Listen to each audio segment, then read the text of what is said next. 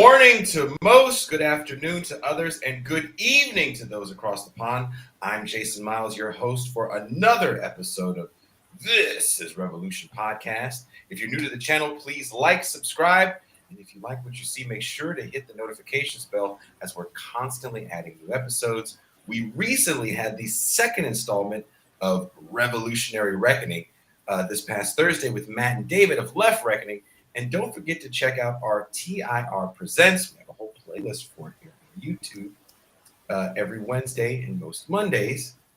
We just also had the Mau Mau Hour with Pascal Robert, where we had another wonderful episode where Pascal and his fill-in co-host in Tucson had a great talk about the 70s being a pivotal decade. Also, I was interviewed by our Tuesday guest, Sudeep. He is a journalist who writes for, I want to say he writes for Jacobin, Compact, and a few other magazines. Or was it Cosmonaut? I know it starts with a C. I'm forgetting. What a horrible host I am. But I was interviewed by him recently, and he wanted to ask questions about the show, This is Revolution, and its beginning. So if you want to check that out, there should be links up. Maybe not in the description, but there definitely should be links in the chat. And I will add links in the description of the audio only. And I should not forget to mention the big news, and that is the live show. October 23rd, TIR, Give Them an Argument, and Left Reckoning will be hosting our first ever joint venture live show in beautiful sunny Southern California. The Terragram Ballroom tickets are on sale now. I believe there are still some VIP meet and greet tickets. It does come with, I believe, an autographed copy of one of the books. I will tell you which one. MT is going to put that link up. We look forward to seeing y'all faces in faces. All that out of it. Let's bring it our Saturday through. Man of the Mau Mau Hour. My co-host, my homie, my dog, the Pascal Robert. Peace and greetings to the chat. Peace and greetings to the audience. Peace and greetings, Jason Miles.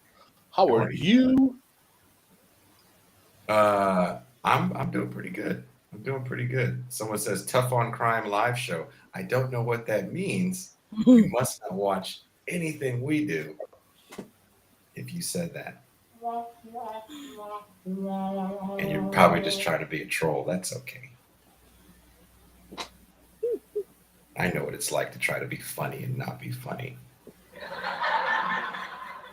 You don't have a soundboard. All you have is words. I have the ability not to read them. But I'm going to read them because you're going to be a star today. Not a funny person. Also, coming all the way live from somewhere in New York City, the headless voice of reason, maybe the greatest moderator left media has ever known. The M. Toussaint. Yay.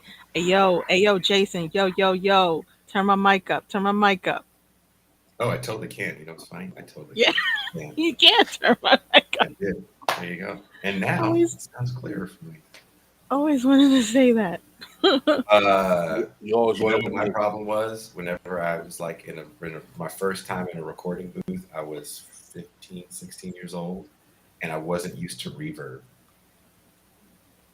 So hearing myself in my ear, because I thought you had to have the headphones on and do like this. So I was in there with the headphones on like this, and I just had myself magnified in my ears, reverbing back, and I was terrified, and I was rapping like I was like talking like this because I kept hearing it was a nightmare. Sounds like it. Pascal was the same way when he dropped his first single. Word. Battle rapper supreme. You didn't know Pascal was a battle rapper? Sure is. That's what they say. Are you there, Jason? I am. Everything's just going wonky. No. Don't worry. I'll be back. Give me like 5 seconds. Bam. I'm back. Do you see me? Yes. We can see you. Again, this computer is really old. There is no Marcus today because he is nowhere to be found. We don't know where Marcus is. If you guys have had a Marcus sighting, great. Let him know we miss him. We're gonna have to give a message on here like they do in the movies where the child's missing. Do you remember that movie? Was it called Ransom with Mel Gibson? Oh, gosh. Do you remember that movie? You don't remember that movie? Give me I back try my not son! to. But aren't they all like that? All the takens. That's oh, it would be totally funny if we had to do a Taken for Marcus. Who would kidnap Marcus, first of all? What would For they get out real. of it? We want all of your weed cartridges. Does he smoke? He Does fucking he? smokes on air. He smokes on air. He's Oh, that's true. puff passing to himself on the show. He does smoke on air, yeah. Someone says Jason knows all the bad movies. I do, and I Mhm. watched another great horrible movie the other night. I was watching it as I was falling asleep, and it was called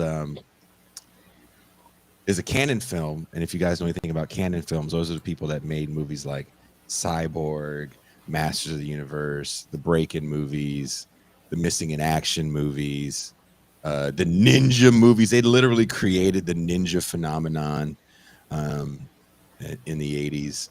They made a movie in the 90s that stars Richard Roundtree, Pascal, and Jim Brown. And guess what it was called? Do the hard way? Nope. In the 90s. Richard Roundtree and Jim Brown. Guess what it was called? Wait, what? I think I saw this movie. What was it called? I don't think you know who else is in it? Do you remember the Soul Glow dude from Coming to America? Yes. So the Soul Glow dude plays a pimp. Richard Roundtree plays a cop, because duh. And Jim Brown, I believe, plays a drug kingpin. Guess what this movie is called? Came out in the early 90s. You have to guess. I do. Let me know. Very please. generic name for the 90s. Generic name for the 90s. I don't know. Tell me. Keep guessing. Just guess. Think of the most generic 90s name you can have for a big problem in the 90s. Homeboys in the Hood. You're getting closer. MT, you're in this too. Come on, guess. That's really sad. All Boys in the Hood. Original Gangsters? No, that came out later. This is before Original Gangsters. I remember Original Gangsters. This is not Original Gangsters. The name is more generic than that. What was the biggest problem in the 80s and the 90s? Crack. Crack. Stop the crack. Stop the crack. Crack is whack. It was not called Stop the Crack. It was called Crack House. That's it? Oh. Crack. Crack house. Crack Boys. Oh, real. Robert Booth. It's only Crack Boys with a Z. Crack Boys with a Z. Right? But no, it's The called Crack Boys are back. Oh my God! Don't do the Fat Boys dirty like that. They don't do It was called Crack House. And Amazon lets you watch trailers, right? And I love like Canon films. Whenever I see the Canon logo, my eyes light up because I'm like, this is gonna be so gratuitous in its underclass ideology messaging and simplicity. And there's a scene where there's like a drug war between the Latino gang and the black gang, apparently. And the leader of the black gang is the. Do you remember Boys in the Hood?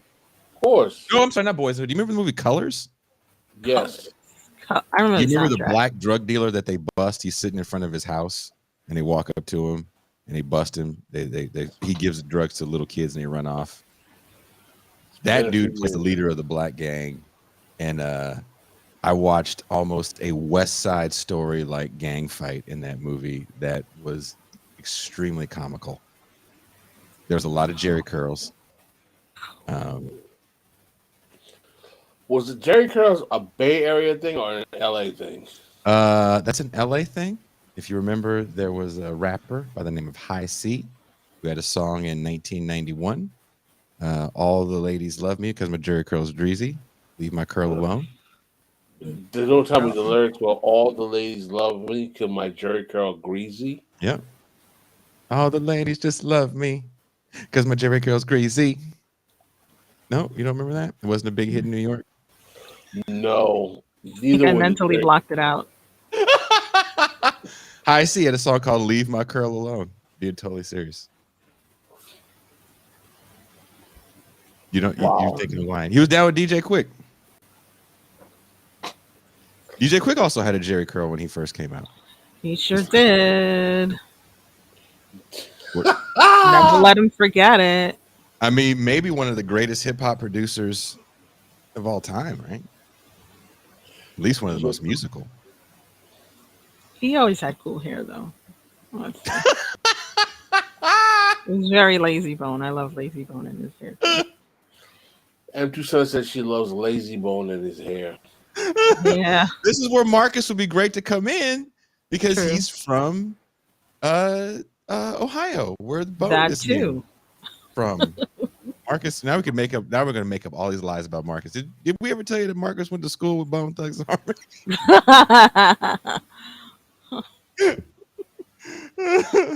Lazy Bone is his half step cousin. Oh, that's what it is, right? Yep. Marcus sang background for the love of money. Oh man. Marcus is at the crossroads, so they won't be lonely. That's why Marcus say here his That's black right. ass is at the crossroads. Thought he was supposed to be here. I didn't know. We're making all these jokes. He's probably maimed. Oh. Wow. Marcus's right arm falling off. Yeah, that's just horrible. Like, I still want to do the guys, show. I totally lost a limb in a car accident. Bone, bone, bone, bone, bone, bone. And he steps off the phone. Yo, Bone Thugs and Harmony was a thing for like a hot minute.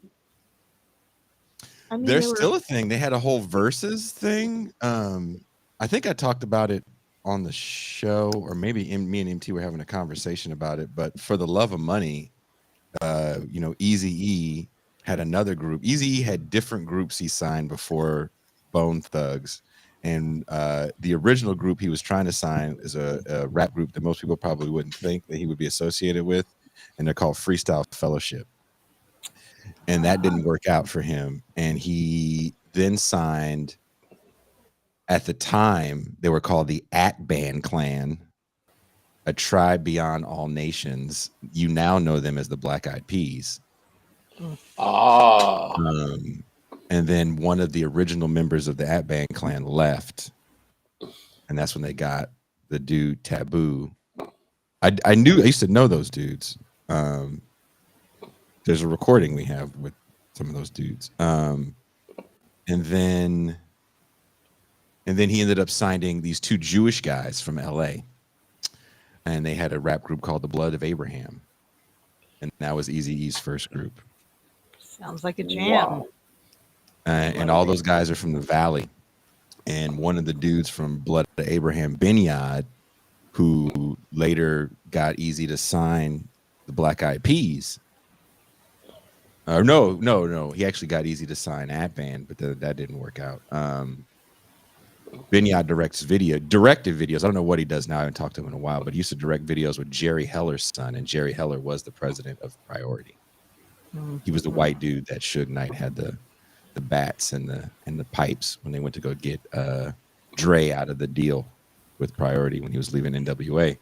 So when we went down there to Isn't Jerry record, Heller the alleged member of the Jewish community that gets called out by Ice Cube? Yeah. Yes, in that video. Yeah. In the famous diss track. What was that diss song that Ice Cube had? That's one of the most famous diss records. No Vaseline. No Vaseline, correct. So his son and Benya directed videos for all your favorite rappers, Wu-Tang and all those people. So there's a Jewish guy. Okay, Wu-Tang, can you look? We need you to look hard. Do it as Norman Finkelstein. I find it difficult to understand why anyone is questioning the power of the Wu. Wu-Tang has been for the children for a very long time. They have always been for the children. Go Ghostface. Is it Ghostface? Is it Ghostface? Can you make a W with your hands? Make a W with your hands. People like gang signs.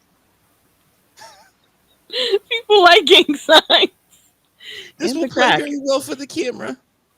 And put the pantyhose over your head all the way, Ghostface. You're showing your chin a little bit.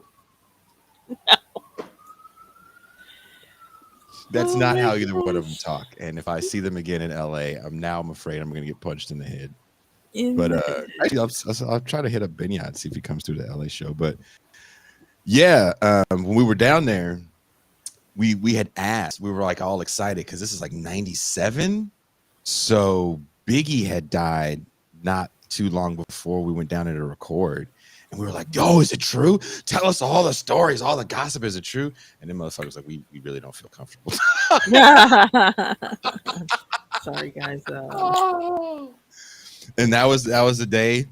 I do have to say this, M. Tucson, I hope you think this is giggle worthy. At the time, I don't know where these dudes live now. At the time, a lot of the New Edition dudes lived in the Valley. Wow. And the Black Eyed Peas were going to Magic Mountain with Ron DeVoe. And so we're trying to be cool, right? We're like, young, or like I think I was 20, and we're getting ready to record, and like Ron DeVoe walked in, and we all turned into little girls. Aww. Ronnie, Bobby, Ricky, and Mike. It's like, you're Ron DeVoe. Is he the most recognizable member? Oh, I don't know if I would know. I ran into Michael Bivins years later. He's super recognizable. Biv is really thought you were gonna say the one short. that stands out. Yeah, and he's kind of short, but he's really nice. I believe it. DJ Cool V came up to me when we were on GABA tour, and the company we were out with, we were giving away these things for kids, these like squeezable little applesauce things, high-end squeezable applesauce things, and V asked if I could get some for his friend, and I was like, oh sure. And so I got like a couple boxes of these things. They were like 70 in a box, and I think they cost like $5 a piece at the time. So this is like hundreds of dollars of product. And I was like, oh, here, give this to your buddy. And his buddy was Michael Bivins. We were in Rhode Island. I didn't realize Michael Bivins lived out there. And someone says, yo, Gabba. Yeah, when I was on tour with Gabba. And Bivins walked up to me because V and Biz were like, oh, our boy wants to say thank you. So we're in this room getting ready for there was a little kids VIP after party. Alrighty. Was Blue Ivy there? We're getting ready for the after party, and Michael Bivins walks in with like the coolest hip hoppy outfit, right? He had like a throwback Pirates jersey on, the yellow one with like matching kicks and shit.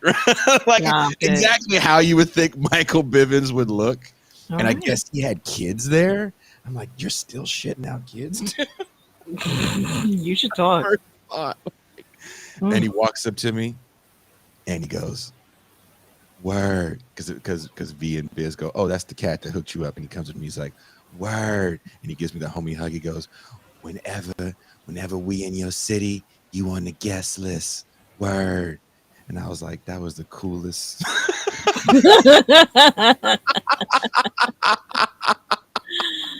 Now you know you're in. handshake shit I've ever Hell yeah.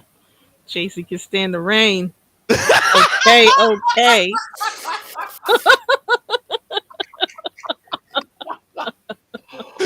Oh,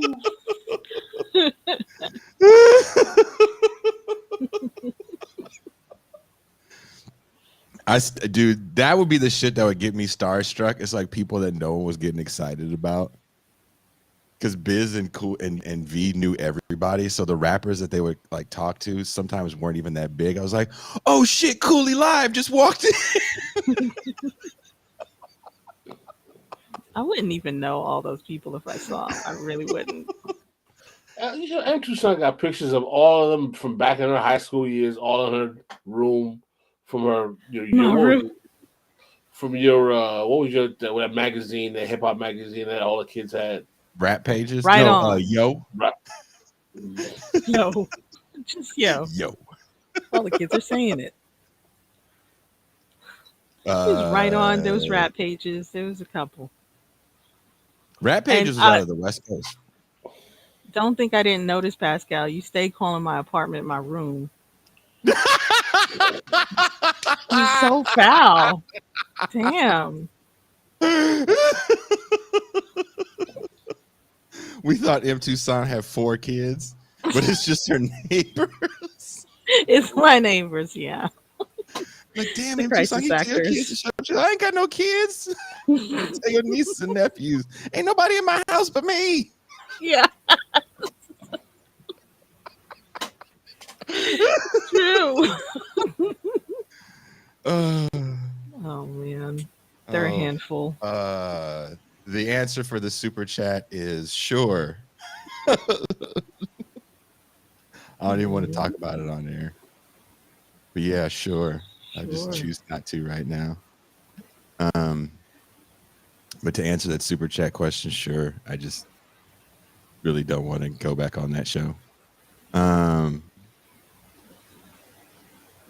So Marcus apparently isn't joining us. Usually he sends a message, and I'm really hurt that he didn't send a message. What if he's lying in the ditch? Give him some time. He'll message and he'll say something. If he's lying in the ditch, I'll be like, you was lying in the ditch, you couldn't even message me. Like Ice Cube's girlfriend in Friday. Who the hell is that bitch?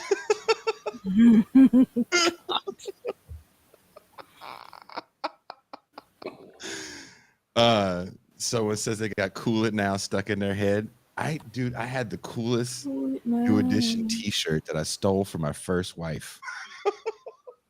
Jesus. It was like so fucking faded.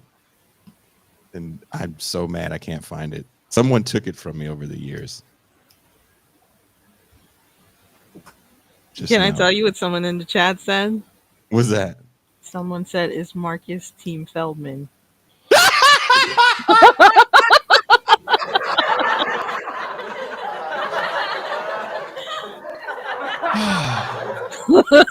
Chat is funny. Connecting all kinds of dots. What if that's what was going on? It was like true podcast beef.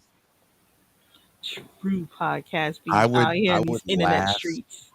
People don't realize in the chat that you were on Marcus's show after last Saturday. I talked to him the other day. We actually talk a lot personally, all of us. We do. We like each other. I do like to pretend that there is like friction. So Marcus has been streaming all week on Twitch, so he's probably busy. He's probably burnt out. No, he's not. He lives for this shit. He lives to like look in the camera and then play with his fucking hair and go, "Oh, this is so difficult." He's tired from all that twitching. He actually. People asking, is the Scowl going to be in LA? The Scowl wants to be in LA, but the Scowl probably will not make it. That's why we brought in Derick Varn. Derick Varn will be filling in for Pascal for all of your angry doomer needs. We to fill in for one Pascal, we have Derick, Varn, and Daniel Bessner. It took 2 white men to make half of a He black needs guy. that much black pill. Did I bring all the black pill? They needed more black pill than they could realize. Someone says Jason starts doing TIR with the holster. I would only do TIR with the holster if that's all I was wearing. Yeah, we have to call it a strap-on holster. I was loving the latest advertisement for the LA show. I was like, wow, Jason has hair now. This is some dope shit.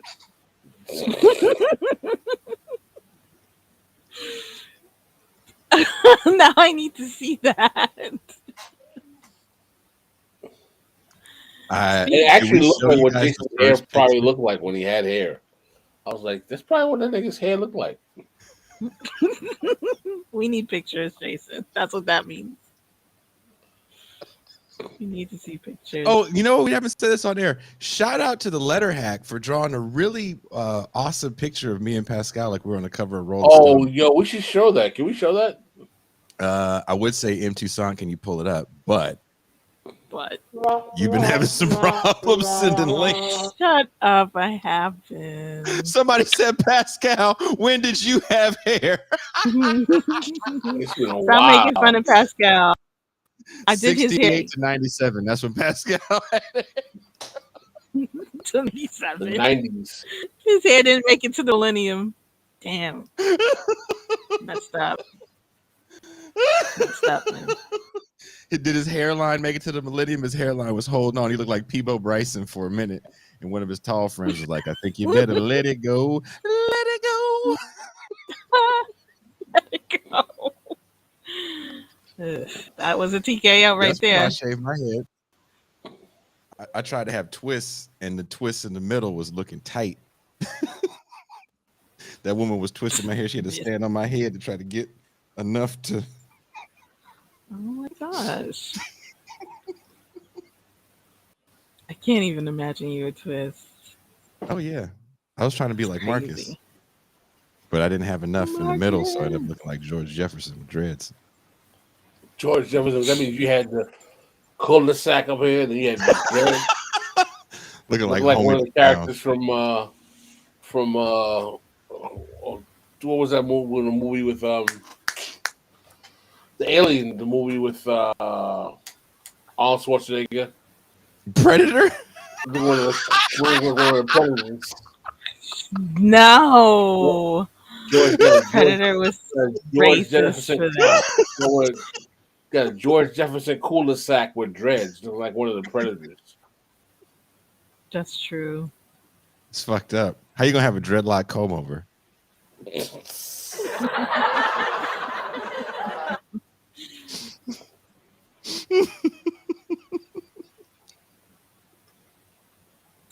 Do you see it, Jason? I see someone said that eating Crystals burgers is like swallowing your own fart. What does that even mean? Have you ever been to Crystals? They have a Crystals by No. you, Pascal? No. Oh, Pat, you're in Miami. Do you have Steak and Shake in Miami? Steak and Shake. I've never seen one. There's no Steak and Shake in Miami. Yeah, It's only in Cheddar. Orlando.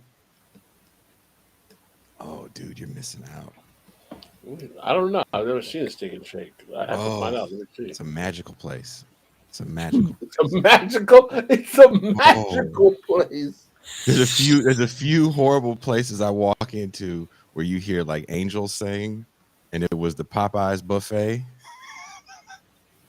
and Steak and Shake whenever we hit Florida. Oh my Lord. Oh. This is like Negro Yelp. Worse. There is a steak and shake in Miami. Dude, Steak and fucking Shake. What's you have to tell me what's wrong with Steak in Miami. No, I tried to upload the picture. Do you see it? Oh. Got it. Yeah. Oh, okay. Bam. Thank you, Toussaint. Look at you. Yeah, you're welcome. Oh, Producer extraordinaire. Give it up. God damn it. Thank you. Make everybody's job easier on a Saturday when Marcus deserts us. Marcus desserts. Mar- This is more Negro Yelp reviews. That's going to be a segment at the live show, Negro Yelp reviews. Yeah. Actually, that probably shouldn't be a segment at the live show. There's going to be like 2 black people there. Yes. Me being one of them. Like Wozni is the other. Oh man. We're going to have to count Nando as an honorary black dude. For real. He's gonna be like, no, I'm a conquistador. No. I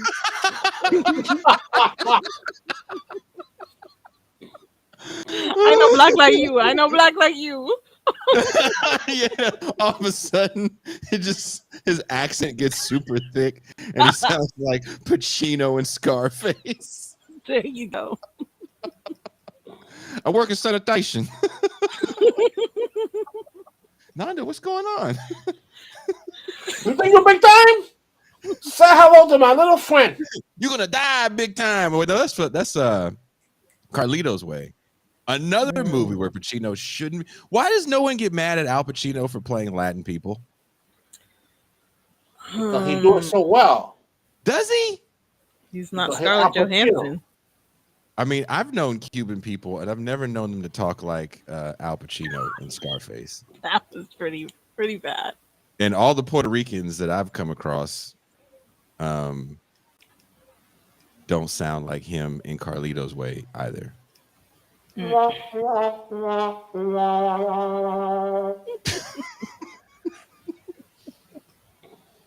No? You guys think he does a good? I'm asking the chat right now. Everyone watching the show, anyone listening on audio only, when this goes audio only, does Al Pacino, is it offensive that he plays Latin people? Chichi get to Yale. Did you get the Yale? Did you get the Yale? Dr. Claus says, wait, Al Pacino is supposed to be Puerto Rican? I didn't know that either. He says, her wound is so poison from the cocaine. Somebody said Italian X. I don't think there was a Latin person in a starring role in Scarface. No, in Scarface, the guy, his co-host is Cuban. Not co-host, Chichi. Not Chichi, Chichi's Latin. Chichi's Latin. Chichi has like 4 lines in that movie. The other dude, he's Italian. The girl that plays his sister, is she Jewish? Someone says that's Brian De Palma's fault. Like Brian De Palma didn't want to touch any Latin people in starring roles. I don't. Oh no, I can't do it. Oh, they're too real. Oh no, It's too real. They're too proud. It upsets my tummy. I get my acid reflux acts up whenever I have to get too many of them. Let's make this like West Side Story, but in Miami. Oliver Stone directed Scarface. He wrote it. I thought someone else directed it. Really? I believe Oliver he Stone wrote directed it. The chat is saying Oliver directed Stone it? directed it. Who wrote it? Who wrote it? Oliver Stone Diaz? probably said the same thing. Oh, it's too real. I didn't like Scarface because I felt it was I felt that the commentary on Fidel Castro was kind of anti-commie. Shocking. Sorry. Oliver Stone did write the screenplay. Okay, that's why I knew he wrote the screenplay.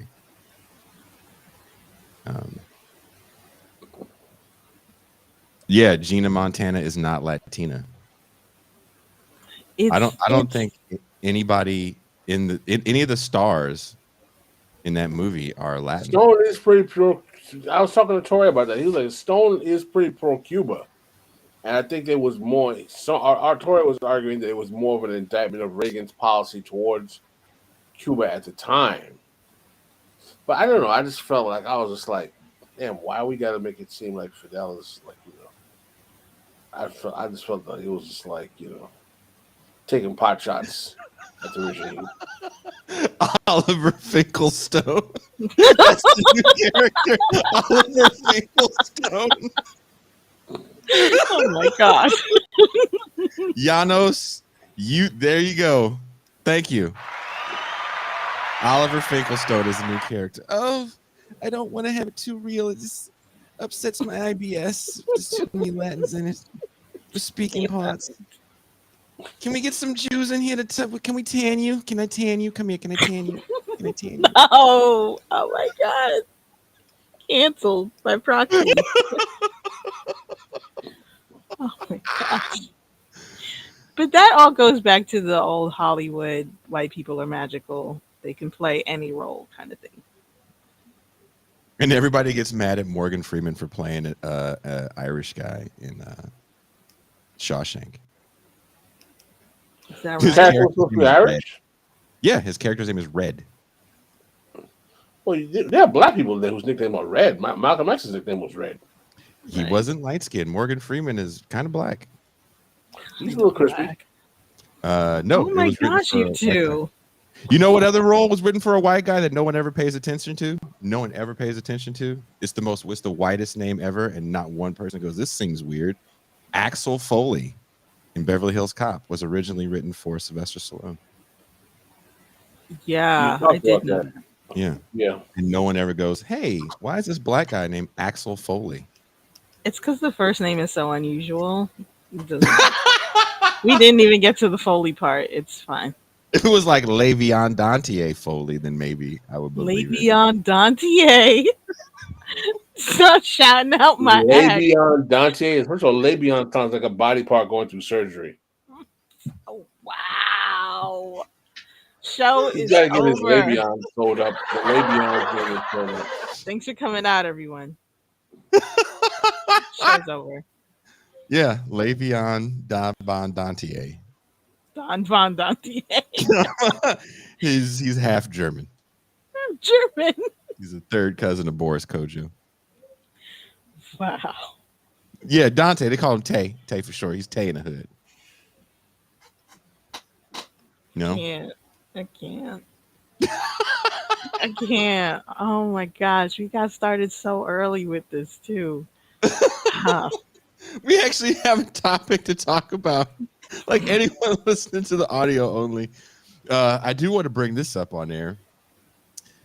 So since I started this show, originally it got dumped into like Apple just picks your category, and it was music. And it was fine kind of at first, but as the show got more, we changed the name of the show, and it got a lot more policy focused. Couldn't change the category. Now I can change the category, so I changed it over to a news commentary show and a political news commentary show. Our views are down on the audio only 40%.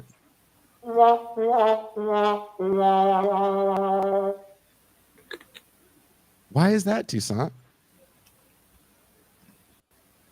I think it's because we're too The funny. algorithm probably pushes up the show and the music faster and higher. Maybe. But I think we're too funny for that category too. Oh, that's true. That's true. We laugh a lot. We need to be in the comedy. We spent the first 40 minutes of this show on comedy.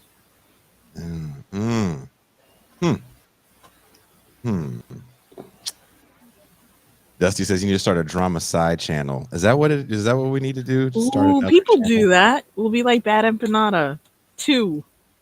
Bad Very creative Empanada. name. Yeah, we'll be like that.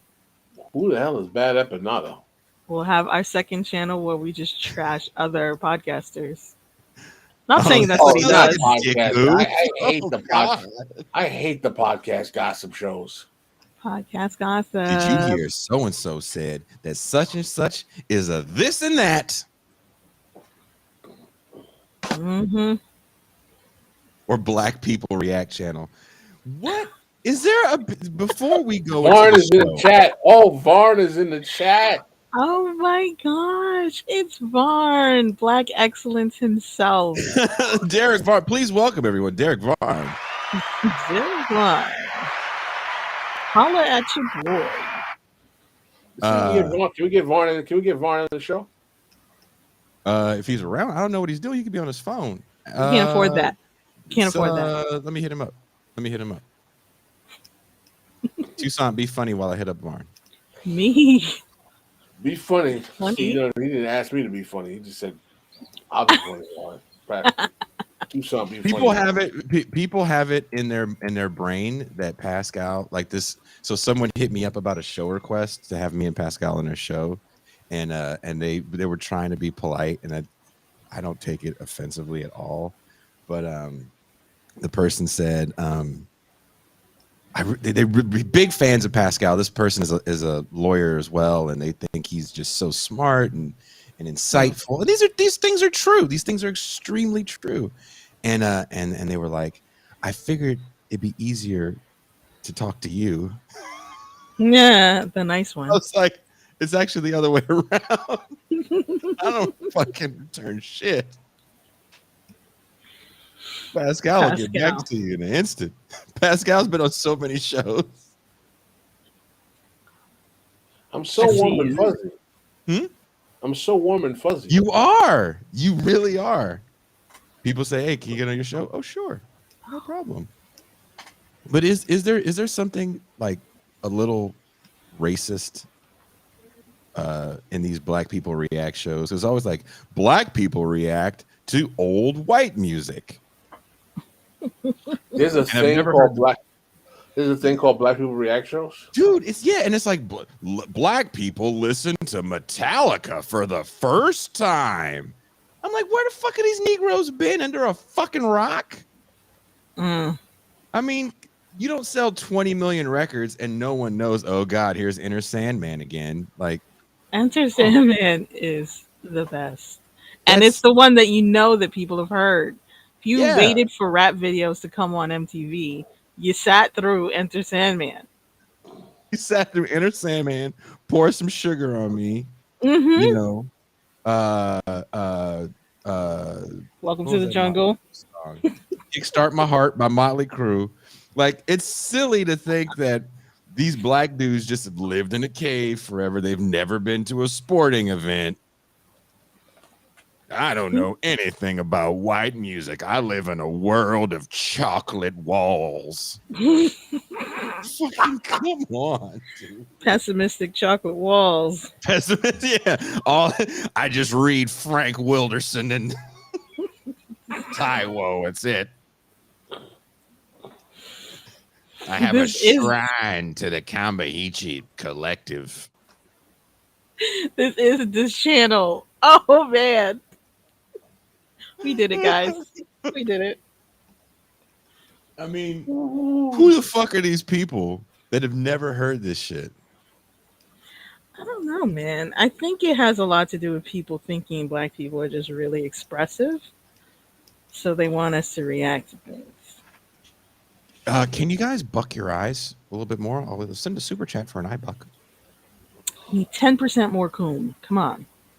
I told you about that time. I don't know if I said this on a regular show.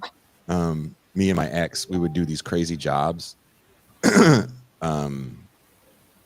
we weren't touring. And we had this one job we thought was just like a promotional thing. We were going to hand out some bullshit in San Francisco. It ended up being a commercial for a company called Kipling. And their name is based off Rudyard Kipling, who wrote was it the Jungle Book? Jungle Book. Sounds right. But he also is the whole white man's burden guy. Yes. Also wrote If. So the director, white woman, casted all black males. Later, she told me out of the list of people that she had, she said we were the best looking of the lot. It wasn't like a purpose race thing. She did not have a nose ring. Oh. So anyway, they wanted to get a shot because the whole thing was wherever Kipling opens a store, it's the happiest day in the world for the block, and we gave all these like gifts to different businesses on the street, right? There's like a scene, if you look close, you watch the commercial of me and my ex and a bunch of other people wearing very bright colored shirts, skipping down Market Street in San Francisco. Like there's homeless people everywhere. We're like skipping around San Francisco, right? Oh my gosh. And so there's a part and the director goes, okay, I need all the guys together now. She wants to get a shot with all of us guys. And the other dudes were like jacked, fucking ex-athlete model type, just the prettiest light-skinned men you've ever been around. Like I felt so fat and ugly. Oh my gosh. Right.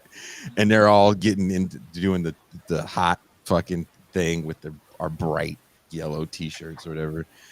And then the woman goes, can you guys open your eyes more? Oh. And smile brighter, like with teeth? And so I yelled out, I said, you really want the only black guys here for the monkey brand to buck our eyes and coon it up for the camera? Dang. And the other dudes, right? They're just doing what she says. So they, you know, right? And, oh no. Yeah. And so she yells out, everybody stop, cut. And then she looks at me, she goes, thank you very much for saving my career. Somebody had to. Hey girl. Hey girl. Let me save you from yourself right now. It's like, this does not sound like a good idea at all. Varn says he's down to come on. Yeah. This thing takes time, Pascal. We're trying to be entertaining and, you know, invite people on at the same time. Gene is also in the chat. Oh, God. I'm just saying. That's all. Gene can't come on because he's going to have all them kids with him. Oh, and if he does come on, Gene wants to come on to get away from them kids. So he's going to look at Sarah and be like, I must go. They need me. Marcus isn't there. Why do I must go? It was absolutely required that I was on the show, dear. Marcus was not better. You know I produced. What do you expect, but dear? You must watch these children. My presence is needed. Spotty. Spotty,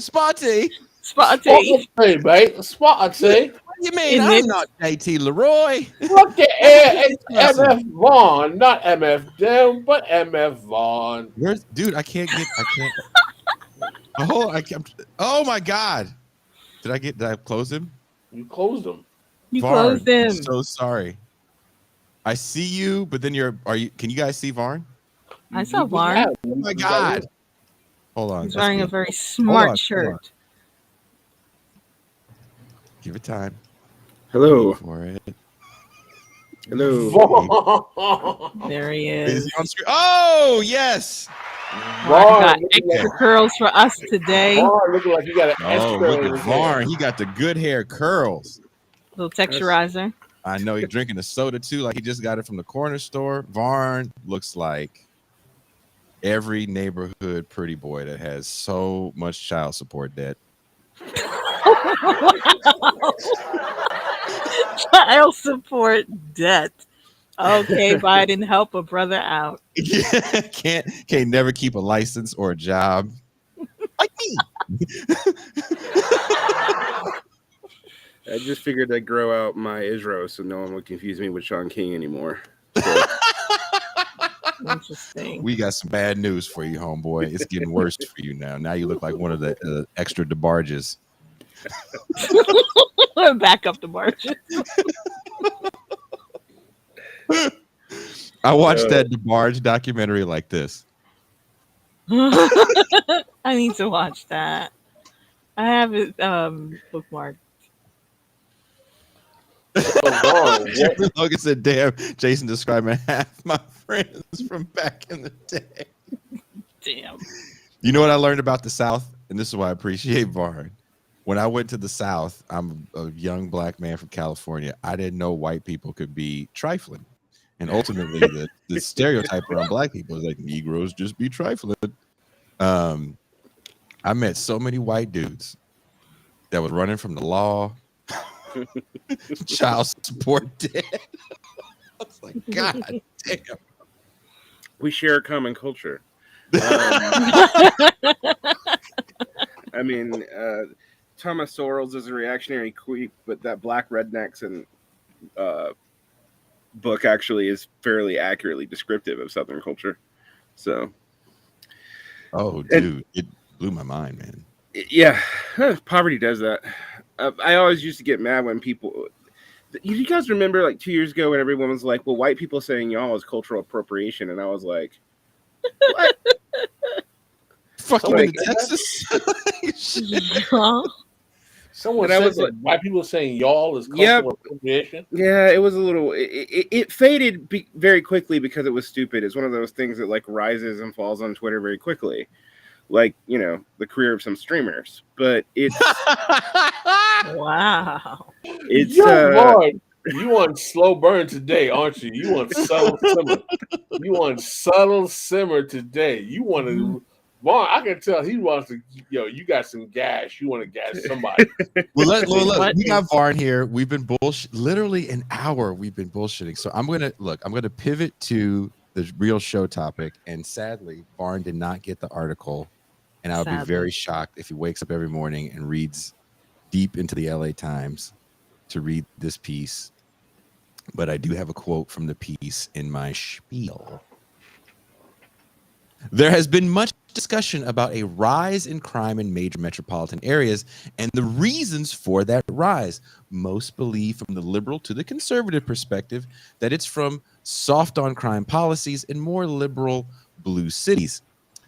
The belief that diversion programs that don't lock people up, are actually letting violent felons back on the street to commit heinous acts. A recent article in the LA Times sheds some much deserved light on the fact that in California's case, it's not the liberal blue cities, but the conservative enclaves of the state that have the highest murder rates. Kern County, where Bakersfield is, leads the state in violent crime and murders, with Merced County coming in at number 2 and Tulare County coming in at number 3. Now, for those of you that aren't familiar with the landscape, California, these are the deep red parts of the state.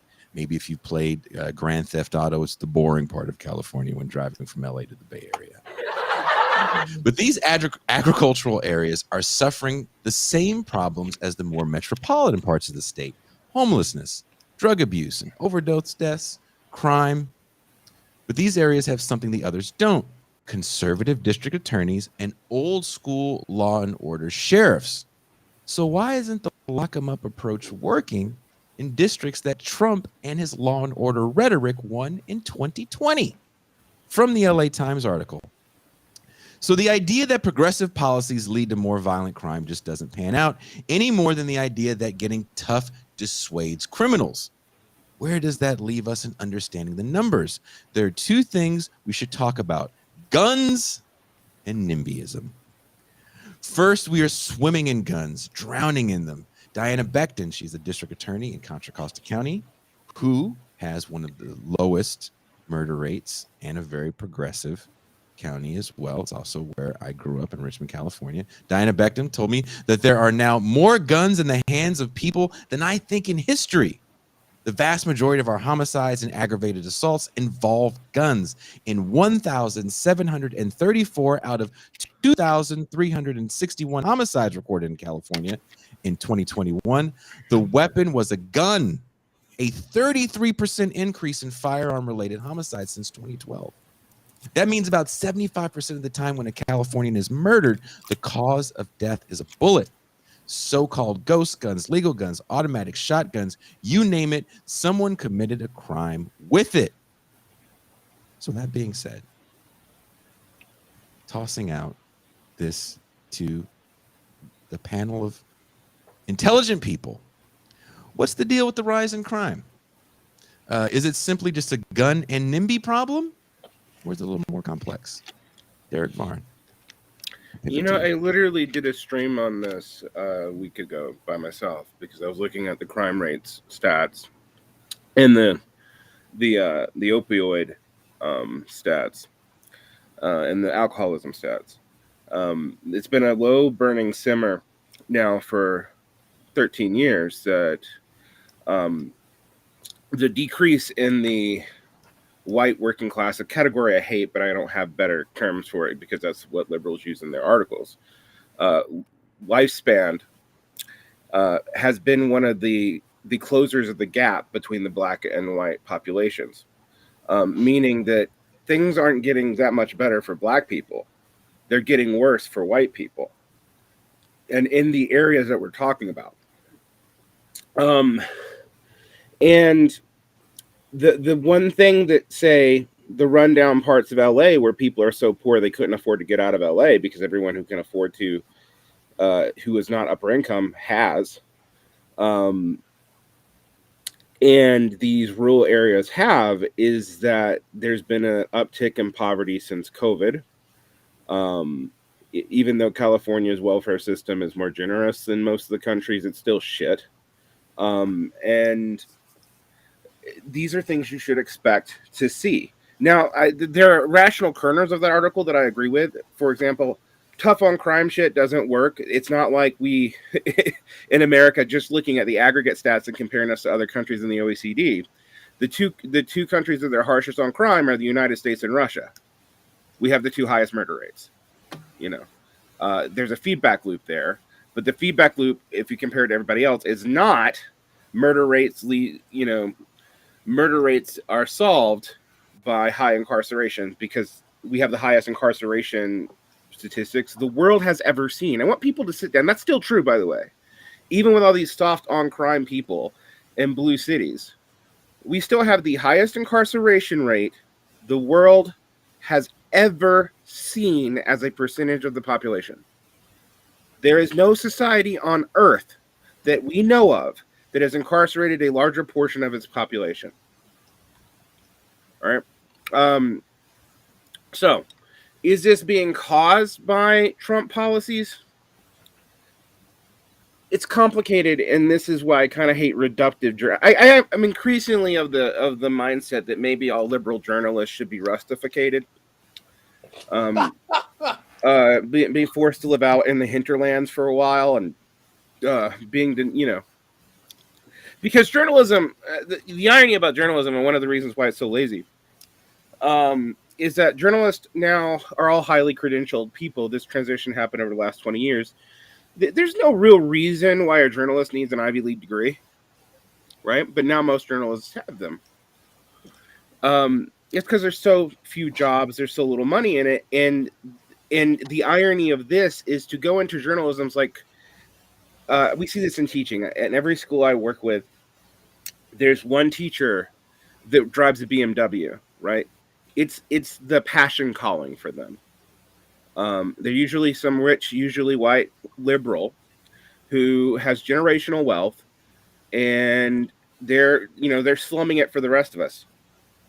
And most of us hate these people inherently. They're annoying. Anyone ever listen to Pulp's Common People, that song from 20 years ago? That's always in my head when I meet these people. But that's also true with a lot of journalists.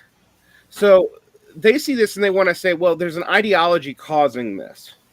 And I've been looking at a lot of the psychological stats and going, the ideology comes out of this. All right. It is not caused by this. There's a couple things that I want to talk about. One, precarious class stuff leads to wanting for authoritarian figures to solve the situation.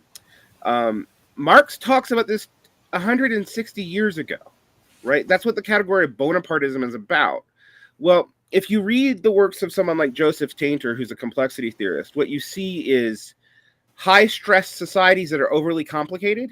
Most people are attracted to a seemingly simple form of fixing the complication, and that seemingly simple form of fixing a complication is an authoritarian leader. And that's not just a capitalist development, my friends. If you look at the book I'm referring to is The Rise and Collapse of Complex Societies, that he documents that in like 20 societies over the course of 4,000 years. All right, this is a pattern that humans do. So if you live in a shithole, like you live in Stockton, California, or Modesto, and like I'm from the South, but my ex-wife, her family, they were Portuguese immigrants out of the Modesto Valley, right? And her grandparents stayed there, and I was shocked as a Southerner who grew up in like the ex-urban South, which is full of reactionaries. Like, I'm not gonna go do the romanticized Southern. We're not all bad, with our fiddle and yarn. That's not what I'm gonna do with you guys here.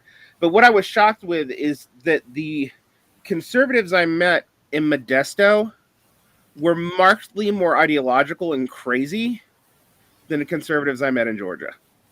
All right. If you looked at the January 6th people, there's not a consistent class trend. There's kind of a consistent race trend, although it's not quite as wide as people said it was. But the things that you saw in those people, they were from outside red areas, outside blue cities. They weren't in red states. They were in areas where most of the businesses were declining, even though they were wealthy and fairly elite for the most part, not all of them. But that everything they saw was these areas being run down. Now, I don't know if you've been to Modesto or Stockton or. I have a very. I've been talking about Modesto, Stockton, Tracy, that whole Central Valley for some time, because when I worked in the real estate industry, that's kind of was my signal to get out when I started seeing places in Tracy going for $800,000. So when the market ended up crashing because it was highly inflated, I can't really describe it without probably throwing out a bunch of pejoratives, but it's not even quite the middle of California. It's just the agricultural center of California. It's really, really hot there, like triple digits. It's almost desert-like, it feels like. And so there was a lot of build out of the suburbs because we have things in California, and maybe you guys have them in New York, called super commuters. So there's people in Modesto, Stockton, Tracy, basic Tulare County, all these places that Varn is talking about are about 2.5 to 3 hours from San Francisco and about the same different distance to San Jose. So San Francisco and San Jose being the places where you're probably going to find most of your work. So if you're not working in agriculture in some capacity, then you're a super commuter. So there was over the years, and with the real estate boom, a lot of people, a lot of Black people especially, and Latin people started moving because they could get more home for their dollar out there and just said, F it, I'll commute. And so when the real estate market crashed, there were literally bankruptcy lawyers telling people to let your properties go. Yep. So people up and left. School districts were left empty. Houses left empty. They already had a bit of an underlying problem with gangs because of prison culture. There's also some prisons out that way as well. And that's also kind of the demarcating line for Latin prison gang culture, which is really important. We talked about that Thursday on the show when it came to relationships. Pascal's story about these Black male workers. It's very different in the Bay Area to LA. And you're looking at that demarcating line being the Modesto, Fresno, basically Tulare and Kern counties being the areas where you start to see a drop off in Northerners and more Southerners. So you have a lot of gang violence, abandoned homes, which leads to abandoned business.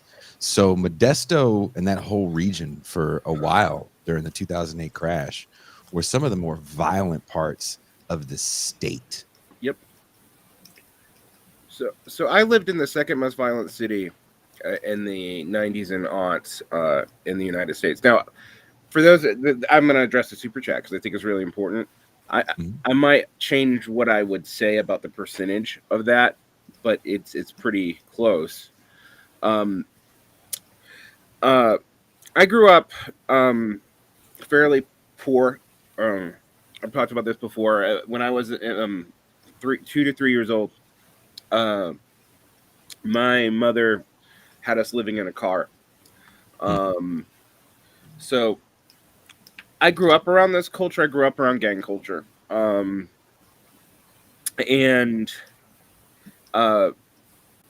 it's a conservatizing factor in your life. Right? I talk about this a lot. I think when we talk about material conditions, we often don't look at the way the material conditions actually interface with individual psychology. Trauma is a conservatizing factor. Now, that can manifest in a couple of ways. It can manifest in political conservatism. It can manifest in a tendency towards violence and self-protective violence.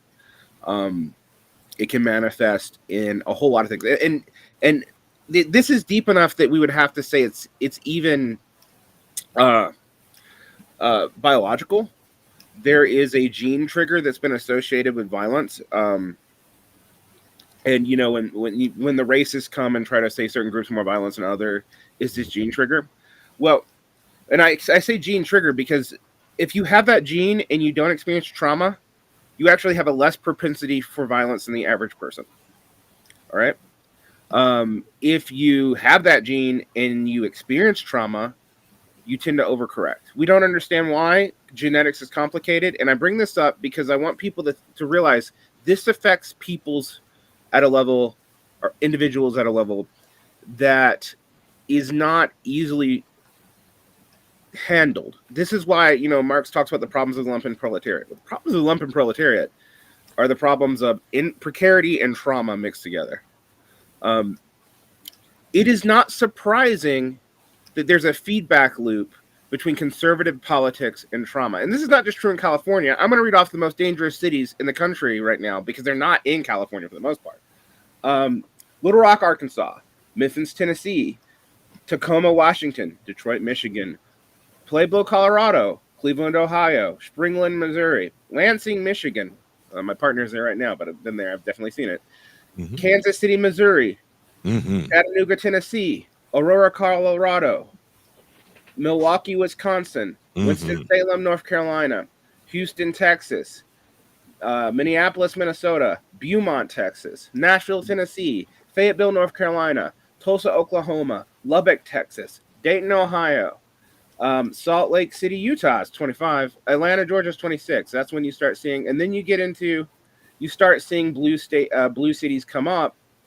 One of the biggest tragic comic jokes about this COVID crime wave, which is what I call it, is and the way in which it's being marketed as the shortcoming of liberal left progressive DAs and governing administrative agencies, states and cities, is that a lot of these places with the worst crime are in Trump country, man. Yeah, they are. Because and that's what the article was about. I sent it to you, Derick, and I know you can't read it while you talk. That's just and this is the thing, right? There's another 800-pound gorilla in the room that people fail to realize. And, you know, and Varn, I mean, I'm not one to adhere to the belief that crime and social relocation is a genetically component type factor. I'm more into the belief that ideological structure and socialization is a factor more than anything else. I do believe that trauma do breed homelessness that creates a problem with the lumpen proletariat. But we got to understand something is that there are certain types of behavioral crime patterns that exist in Trump country that you might not see in larger numbers. And one of them is domestic violence. Yep. No, I've been sort of shocked. Even some progressives who have talked about, you know, random violence and talked about it in terms of dangerous to women. I'm not going to name names here, but it is a thing. The single most likely person to kill you if you're a woman is your partner. Right? Now, the single most likely to kill the male partner, is himself. Those are the two statistics. And by the way, I want to also add, the most likely victims of violence, I know this is a controversial statement, but it's statistically backed up, are men. All right. 70% of all homicides are male on male. by someone they know, by someone who looks like them.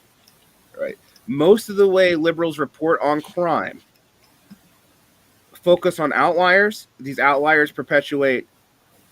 I hate the term classism because I think it misses a lot of the key points, but it does. But in this sense, I mean classism and negative stereotypes about working class people. It perpetuates racial stereotypes. It perpetuates victim stereotypes. It makes people afraid of the wrong things. And I was looking at another crime stat. For those of you who don't know why I care about this, I'm a prison abolitionist. Blah blah blah. But people often are surprised as to why. My mom was a prison nurse. That was her first job when she got her nursing degree at 40. That back in the late 90s in Georgia, there weren't a lot of hospitals. That's a whole nother topic that contributes to this, right? There's not a lot of healthcare facilities in these areas either. And after COVID, that's worse. So where she could get a job before she left Georgia for a while was in the prisons as a prison nurse.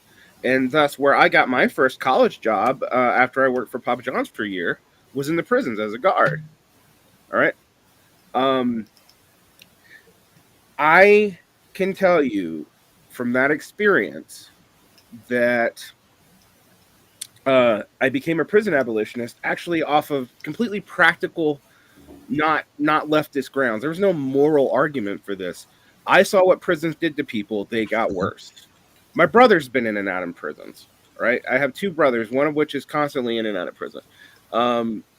It is not good for him, right? And so one of the things that I've been very frustrated with the way, not just like liberal journalists who write for the Los Angeles Times, but the way even the left talks about it, is they do not have personal experience with people in these areas. They will sometimes talk about them compassionately, but from a complete abstract outsider point of view, even when they go in and meet them, they're going in.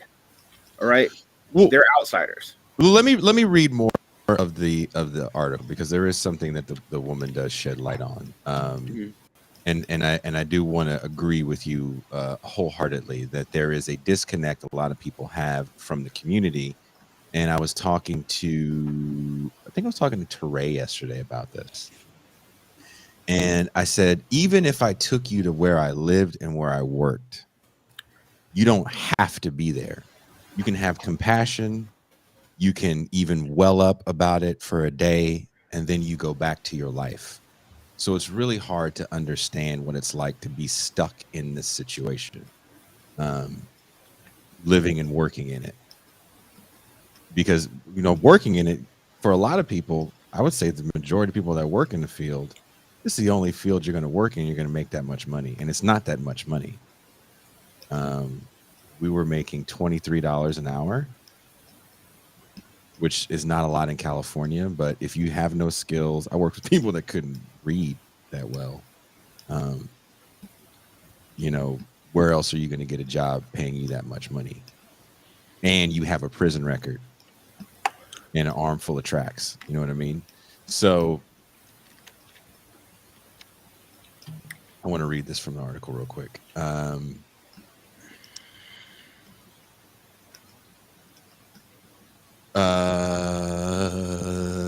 So Rob Bonta is the Attorney General, I think, now in California. He said his office is overseeing $10 million in grants to sheriffs to help confiscate guns, but those efforts are like spitting on a forest fire. We also have a problem with criminal justice reforms, just not the ones guys like Sheriff Bordeaux would target. Sheriff Bordeaux is a conservative sheriff in I believe, Kern County. Racist before reforms instill, our system has locked up people of color at alarming rates while criminalizing health issues, including addiction and mental illness. So the changes we put into place to create equity, fairness, and compassion are vital to reimagining a paradigm that for too long crushed not just people, but communities. Where we failed is in supporting and implementing those reforms. When someone is released from prison, diverted from jail, or is the victim of a crime, that can't be the end of the story. And in working with women, literally pulling them out of situations and moving them to other situations where they are being abused, I wanted to get them as much help as possible, because how could you not? But B, how do you deal with men dealing with violent pasts? So I started a program for men to deal with their violence pasts.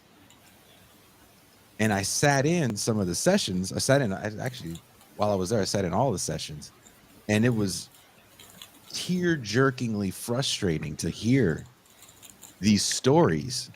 Because once you open people up, which is not the easiest thing to do for people to want to open up, and you hear their story, again, like I said Thursday, everybody's a victim. And it's so hard to, especially the way we have things set up as far as state budgets opposed to federal budgets, and maybe a county oversees a program, but a nonprofit runs said program. For my case, the nonprofit that I worked for was not reporting the violent issues we were having to the county. Because when you report those, the county's either going to cut you off and find a new company, or the program's a failure. Yeah. So I'm gonna throw a stat at people. $9 billion, I think, dollars of California money goes to treating the homeless problem. It goes to like 57 or something different NGOs.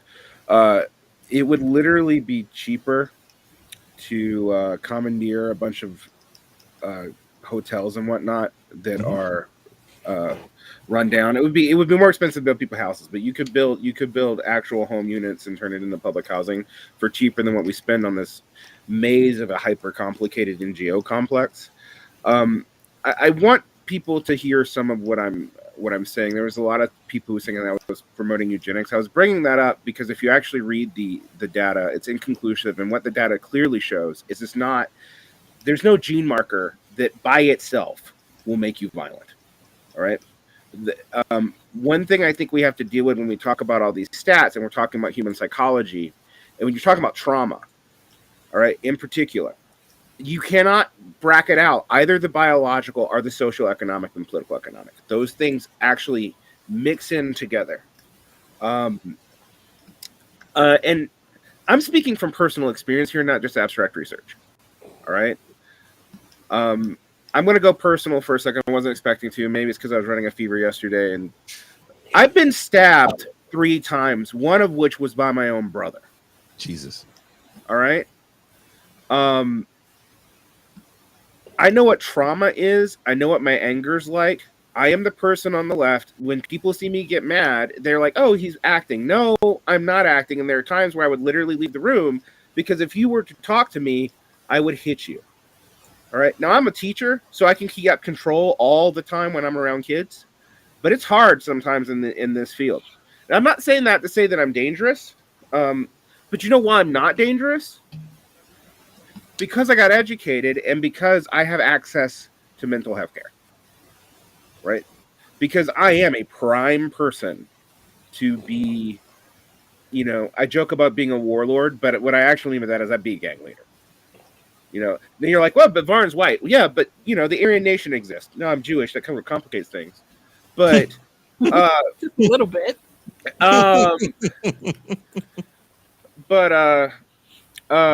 It's you know what the most disturbing thing I learned about human beings when I was a prison guard is that when all else fails, you will cling on to some form of identity as your ability to hold out in the face of trauma. And in us in the United States, there's 2 options: religion or race.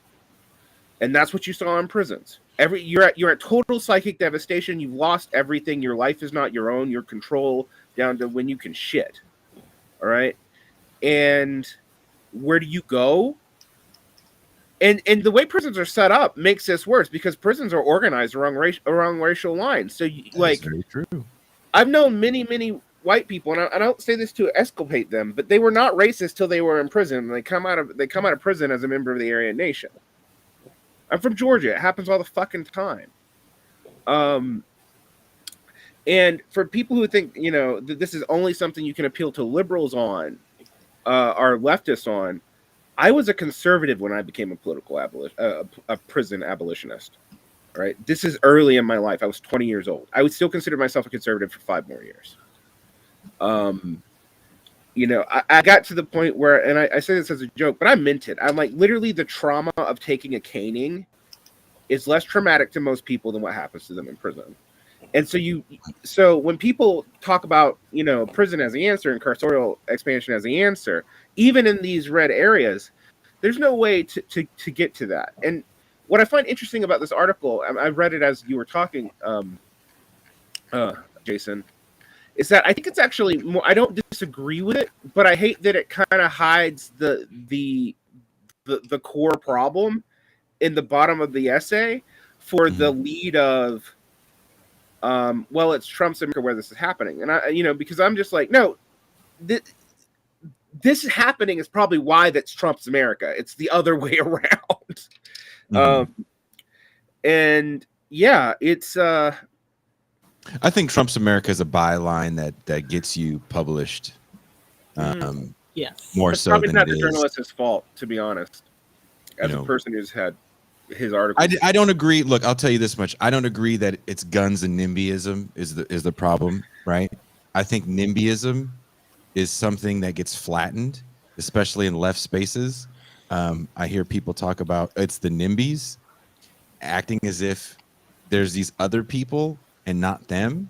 I've never in my life, maybe this does exist, seen someone jump up and go, ooh, can you please have 130 room homeless shelter next to my house? Ooh, can you build a safe injection site right next to my apartment complex? that's Because totally those true. things actually do bring an illegal economy with them.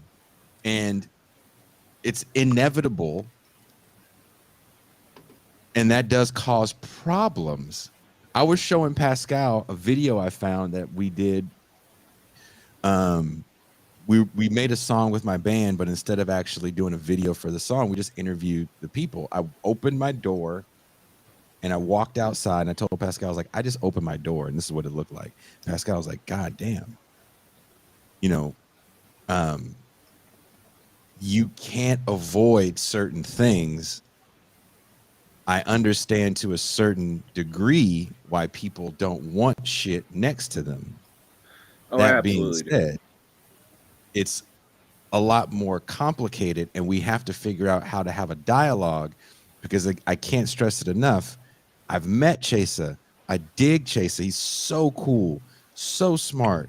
I really love what he was trying to do, but he was so dismissive in the way he talked about crime statistics that it almost felt arrogant. Crime's down. What the fuck y'all tripping about? Yeah, Murder I hear rate's that down. from What the fuck y'all tripping about? I hear that from liberals all the time. And murder rate's down, it's actually up from its historical norm for the last 20 years, but it's down for like the historical average of the United States. But the United States has been a murderous shithole for like 100 years. Even in the only time that was not true is the period of the post-war social compact, right? That's it. That's literally it. So like that's from like 1940, where everyone's fighting a war anyway and getting blown up. So you don't really have time for that. To about 1965, all right. When that started to fall apart, we saw the first wave of conservatization. I mean, Rick Perlstein's not, a Marxist or anything, but if you read his trilogy of books on how movement conservatism came to dominate American life, he's really good on documenting this. But let's talk about the crime stuff because a lot of people are like, it's whiteness. I wish it was whiteness. It is a lot whiteness. Like when I was in Atlanta, there was always people stopping us from building public transit because they were talking, they were scared of, the poor, and by the poor in their head, what they meant was Black and Latino people from Central Atlanta being able to get into Cummings. So it cannot be denied that that's part of this. But I do want to talk about the other dynamics. And again, this is coming from my personal life, but I can bring up stats to bring it up. And I don't talk about this a lot. When I got married, I worked abroad for 10 years. And when I came back to the States, I did the thing that I never thought I would be able to do. and I bought a house in the bad neighborhood in SLC. The bad neighborhood in SLC. That's a sign of racism because it's actually, criminally speaking, the same as everybody else. It's just browner. But I went to the community meetings. One thing that people don't know about SLC is SLC had one of the best homeless programs in the country in the aughts. They put people in houses. They did safe needle exchange programs, etc. Now, for people who think, oh, what, they did that in Utah? Yeah, they did in Utah. But the problem they had is that they put most of these in the center of the city. Now, I don't know if people have studied the change in developmental patterns in the last 20 years, but the center of most cities is no longer the wasteland ghetto that it was. It's now where the rich people are. So around 7 years ago, 2 years before I came back to the States, they busted up this program and instituted something called Operation Rio Grande. Rio Grande is the central station. What did they do to get rid of these homeless people? Well, they just turned them all out and then turned everything towards enforcement. So they just chase people out of the camps. Now, there are problems with the homeless camps, just like there are problems with prisons. Like, you get stuck in a homeless camp, you learn how to be homeless, right? I don't say that as a criticism of people making do with what they have to do. I mean, because there's no other alternative for them. But that's what we started seeing. I would have, during the last, up until COVID, we had, like, taking the cause of the homeless was kind of like the thing to do for liberals during the Trump period here in Salt Lake. But they would go in and they'd go in with Narcanon and all this, and they would be, these people are like people who are mostly students training to be lawyers, doctors, etc. And they go in and they'd be shocked that all their Narcanon was stolen. That their methadone would get stolen. And I'm like, come on, don't be an idiot. Like, these people are desperate, and you have something that can save their lives and something that can numb the desperation. You have to be careful with it. And they had no idea how to deal with the sexual assaults that happened in the homeless camps. They were just, and they didn't want to report them for the same reasons you were talking about, because it would end the program. Which got people into cul-de-sacs, and eventually one of the organizations crumbled in the way to this, and then there was nothing. But the other thing that happened during this time period is that's when Salt Lake City became one of the more dangerous cities in the country in aggregate. Now, I will say, when I read cities, I also need to be careful, because, like, LA, there are neighborhoods in LA that are some of the most dangerous areas in the country, but LA itself is sort of safe. There are two neighborhoods in New Orleans which are the murder capitals of the United States, but the whole city is not anymore. So we still have to kind of have a fine niche comb. But what this did in SLC is it pushed the homeless people everywhere. All right. So what it did was, now that there was development in the center of the city, the rich people wanted the homeless people gone. Now, so I'm sitting there and I'm in this community meeting, mostly with not even just with homeowners. People like, home ownership does this. And I'm like, no, having kids does this. I'm sitting there with a group of mothers, like Latin mothers and Latin business people, and white liberal business people. And you know who was the least aggressive towards the homeless? It was the white liberal business people. The people of color did not want to call in the cops. I will say that. But they were like, if you can't get rid of this problem for us so my kids can be safe on the way to the bus, because I don't want them to get exposed to meth and heroin, you have to call in the cops and have them crack down. All right. And that was not from white people. And the reason why is the white business people were like, they're isolated from it. Right. There's nothing racial about this when you look at where these people live in regards to the city.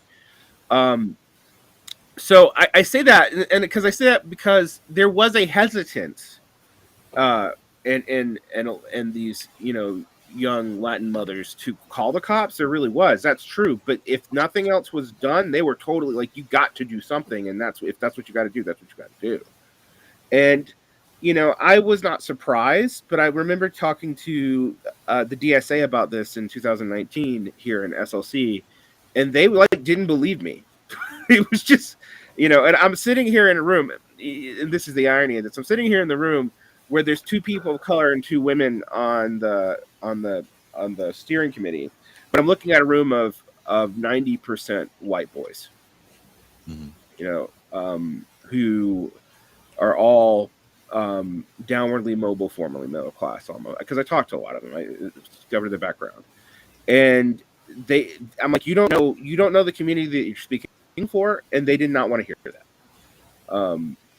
And I say this because one of the things that I was worried about when everyone started talking about defunding the police and just moving it over to other sections of the social welfare state or whatever, and I'm a prison abolitionist. I want people to understand that. But I was like, if you just defund the police still have a lot of control, but now they're not even going to do what you want them to do at all. They'll just focus on stuff that pays them, which is going to be protecting property. That's yes, Derick. I think you need to, I think we need to kind of all focus on this. What happens whenever programs come to be that say, well, we're going to stop arresting, let's say, people that are publicly intoxicated or high, like you see in San Francisco. So in cities like San Francisco, there could be someone that's totally effed up, takes their pants off, takes shit on the street, pisses on a person. Like, I've seen just about everything you can see in the city, and the police aren't going to do anything about it, and they're going to sit there and let it happen in front of you until they'll look at you and say, well, if you want us to do something about it, then you have to vote for us to do something about it. Have you ever seen that happen in your area? I mean, it's a little different where you are in Salt Lake. Yeah, it's not as severe as it is, but we have the beginnings of that problem. And again, after this crushing of this effective housing problem, the problem that you have there, right, is it is NIMBYism that caused the problem, and it was that. So the left, I don't know how people remember 20 years ago. We have a very short memory, like.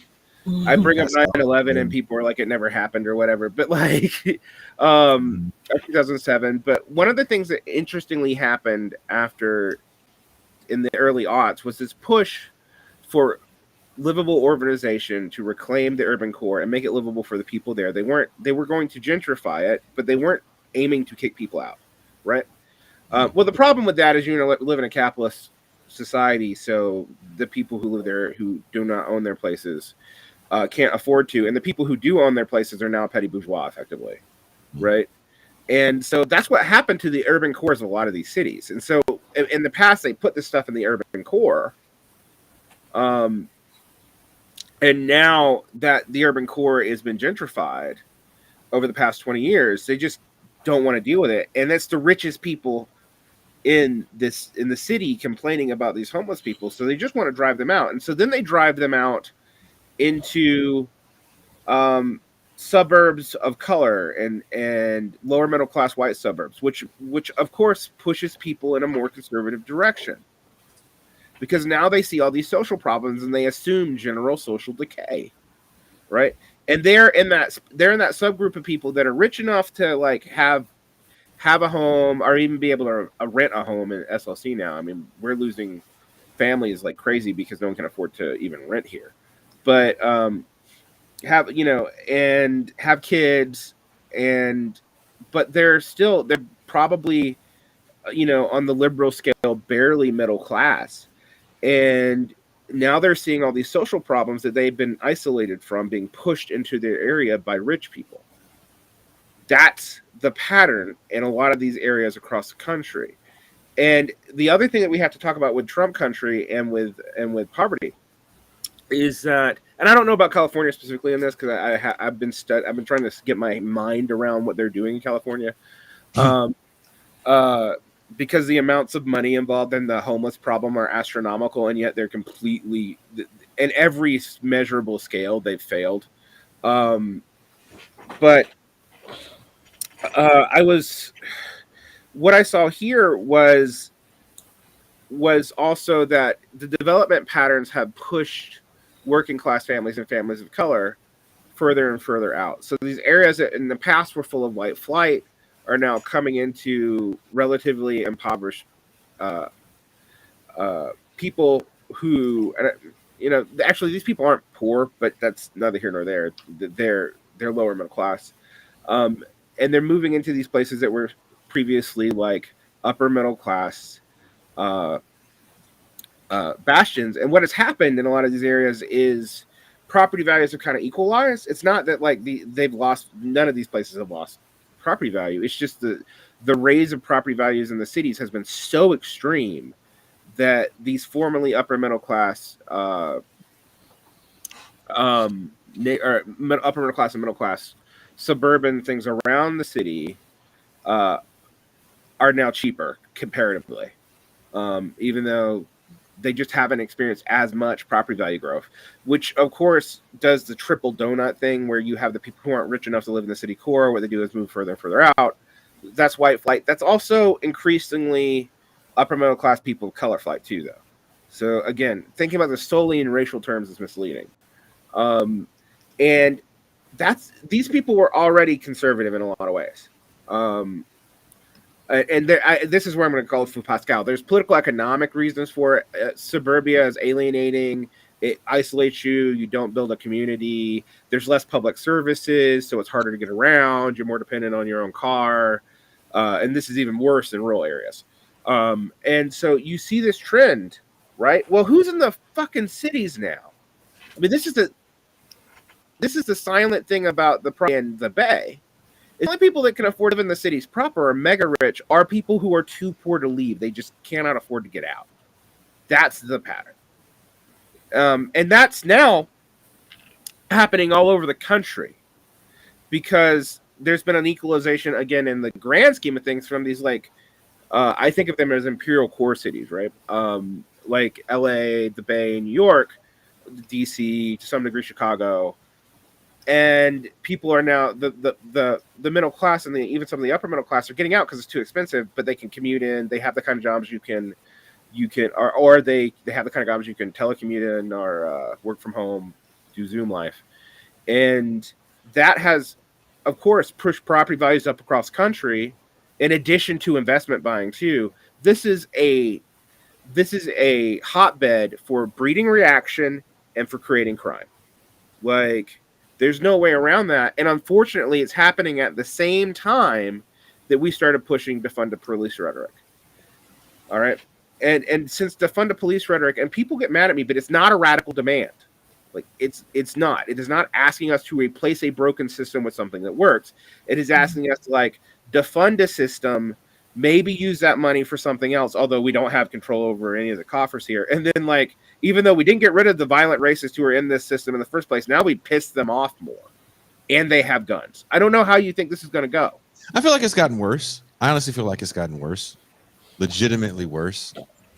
Body cameras don't change anything. I mean, my lady friend who actually works in the court system was talking about the Vanessa Bryant lawsuit recently, and she goes, how do you think that stuff got leaked? I mean, cops love showing body camera ass whoopings and murders, and this is what I found, this is what I did to this guy. Like, there's a lot of stuff that doesn't make the news cycle. Yeah, most of the stuff doesn't make the news cycle. I mean, like, true, bro. Sad but I true. mean, and here's the thing: what if it did? This is the thing. I don't even know that I want it to, because if it did, it exacerbates the fear problem, right? And so you're torn. Like, okay, do we want to talk about all this stuff happening in these impoverished areas? But then, what are these upper middle class people going to do with that when they see it? It's there's no short. I kind of hate the term community because it's overused and everybody, from conservatives, but I don't have a better word for it. But there's no short for building for communities and getting people to know each other. Like, and I know that sounds liberal, but the only way you can do that is, proletarianization. So that's the not liberal part of it. That's where I'm like, you have to make people integrate with the working class. I mean, one of the reasons why there's more social cohesion in China, all right? And I don't say this as a fan or a detractor of China, but that there's a certain generation of people that during the 1970s were forced to go live with rural poor people, and they know their way of life now, and they don't hate them. We do not have that here, all right? And so even when we're trying to get past this, we're often exacerbating the problem. I mean, I was sitting with a leftist who's a good dude and actually not like a race reductionist or anything like that. And he was talking to me about going down to Savannah and dealing with Georgia, and he's from New York, and he was like, well, you know, we're just not in civilization down here. And I'm like, do you understand that if you thought about that nationally, you would realize how imperialist that is, right? But it is also imperialist within your own country. And it makes it look like that the left is siding with NIMBYism, and when it tries to get out of it through voluntaristic stuff like YIMBYism, like Yes in My Backyard, it also reads like upper middle class people who don't know the social problems they're inviting into these communities, and they don't have an answer for them. So the just flipping NIMBY to YIMBY doesn't work either. Pascal? This is really an important conversation, man. There's a lot of stuff being talked about here. And I think that for me, the frustration is that I don't see the exegesis on the state taking up the mantle of trying to fix these problems seriously. And I don't think that we're even in a position where we can envision a kind of state capacity where we care enough about humanity to actually make that happen. And that to me was a frustration because we don't even have the capacity to create the politics to address the problems that people are suffering right now. And it's challenging to me because I ask, well, how are we going to fix these problems? You know, because these things are not going to go away of their own. And the right is definitely going to, you know, they are not interested in being sensitive to the needs of the poor, the lumpen proletariat, or the unhoused. You know, so I want to address. I just want to address something. There's a Tony Smith in the chat that keeps talking about housing the homeless. I don't think people understand how complex homelessness is. And when you say blanket statements like that, it's a flattening of homelessness. That you can just put people in houses because everybody's just very cognizant and can just live on their own. Like there's a lot of people that actually don't have the ability to live on their own.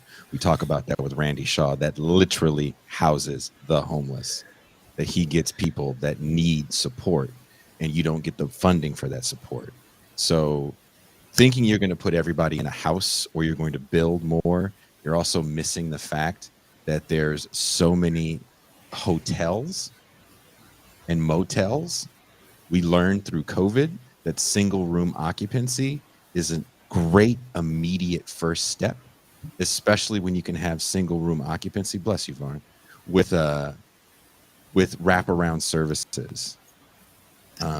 So we first have to like really understand the populations that we're trying to talk about and not look at them through this monolithic lens of simplistic answers. Because what happens is the reason why you have NIMBYism is because someone said, just throw them all in a house and we'll take the ones that really need it the most first. And those are the people that probably need more resources. And much like that article states, you walk away. You've done your job. Now, what happens when crime rises? What kind of rules are you going to institute in your housing for the homeless? One of the big issues that LA had was there was so much of an activist pushback to get people into the hotels because hotels have rules. You have to have rules. We've had people on this show that I didn't agree with. They were like, well, some of these hotels had curfews. Have you been in a situation where there's no curfew? Within 1 week, and for the grace of God, there was no news trucks, and I don't know why. Someone lit their room on fire, which caused damage throughout a 6-floor tower of a hotel. All 6 floors. What do you think that did to the people that were already displaced? Right. It is way more complex than throwing people in a house and walking away. I'm with you on that. I actually am going to pick another example from China, and this is from after the Great Leap Forward. China. If people who don't know China, I mean, like the amount of lumpenizing that happened in China in the beginning of the 20th century, and the average lifespan lifespan in China in 1945 was 39. Like I want like in the 20th century, guys. Like that's amazing. One of the things for all of the demonization of the Great Leap Forward, and there's a lot of it, and I think there's plenty of massive fuck ups in the Great Leap Forward. I'm not a defender, but spans went up, okay, like by a whole decade during that time period. Some of that's the end of the war, but what they realized they had to do, and this is the unsexy part. Okay, you guys got to listen to me. We're not going to save everybody in the first generation, even if we had the programs we want. All right, we can ameliorate it. We can do whatever. When Mao realized the problem, I shouldn't over attribute it to Mao. When Mao and Zhou Enlai and Li Shuqi realized the problems of the criminal elements and stuff in China, they didn't do what even parts of the Soviet Union had did and declared them class enemies.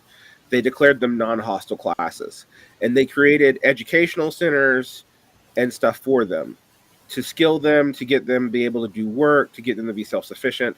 That is where the myth of brainwashing comes in, by the way, is this program. That was what anti-communists were using to say was the brainwashing, was this program, because for a lot, it didn't work with everybody, okay? And we have to admit that. But for a lot of people who were sex workers, who were criminal, I mean, some of these people were in warlord bands, guys. I want you to like wrap your head about what that means. That's like a gang plus, okay? It's a gang engaged in war. It's constant killing. They were able to get a lot of these people, more than half of them, to reintegrate into a proletarianized society. And their aim was to get all of them, and they knew they couldn't, and it was a problem. And there's some stuff that even they said that sounds reactionary to us. All right, but you can't deal with these problems if you're not going to look at it as a complicated long-term thing. We've talked about trauma, we've talked about housing, we've talked about political economics, we've talked about we got to talk about drugs too. Like, really, honestly, and I'm not a believer. I'm not a Puritan, guys, but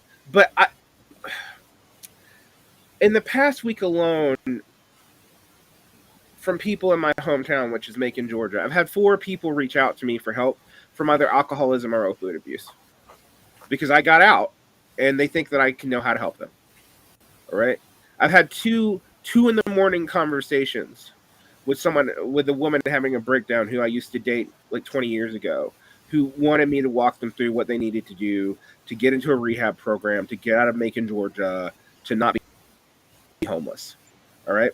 That I spend my time doing. Again, I'm a teacher. I deal with this with kids too, but adults come to me now because I have the show and because people know who I am. And some of these people are also people that I know. Like this woman, like I said, I used to date. So that world isn't easy, and I can't just say give her a house and get rid of the problem. That will take care of the largest problem immediately.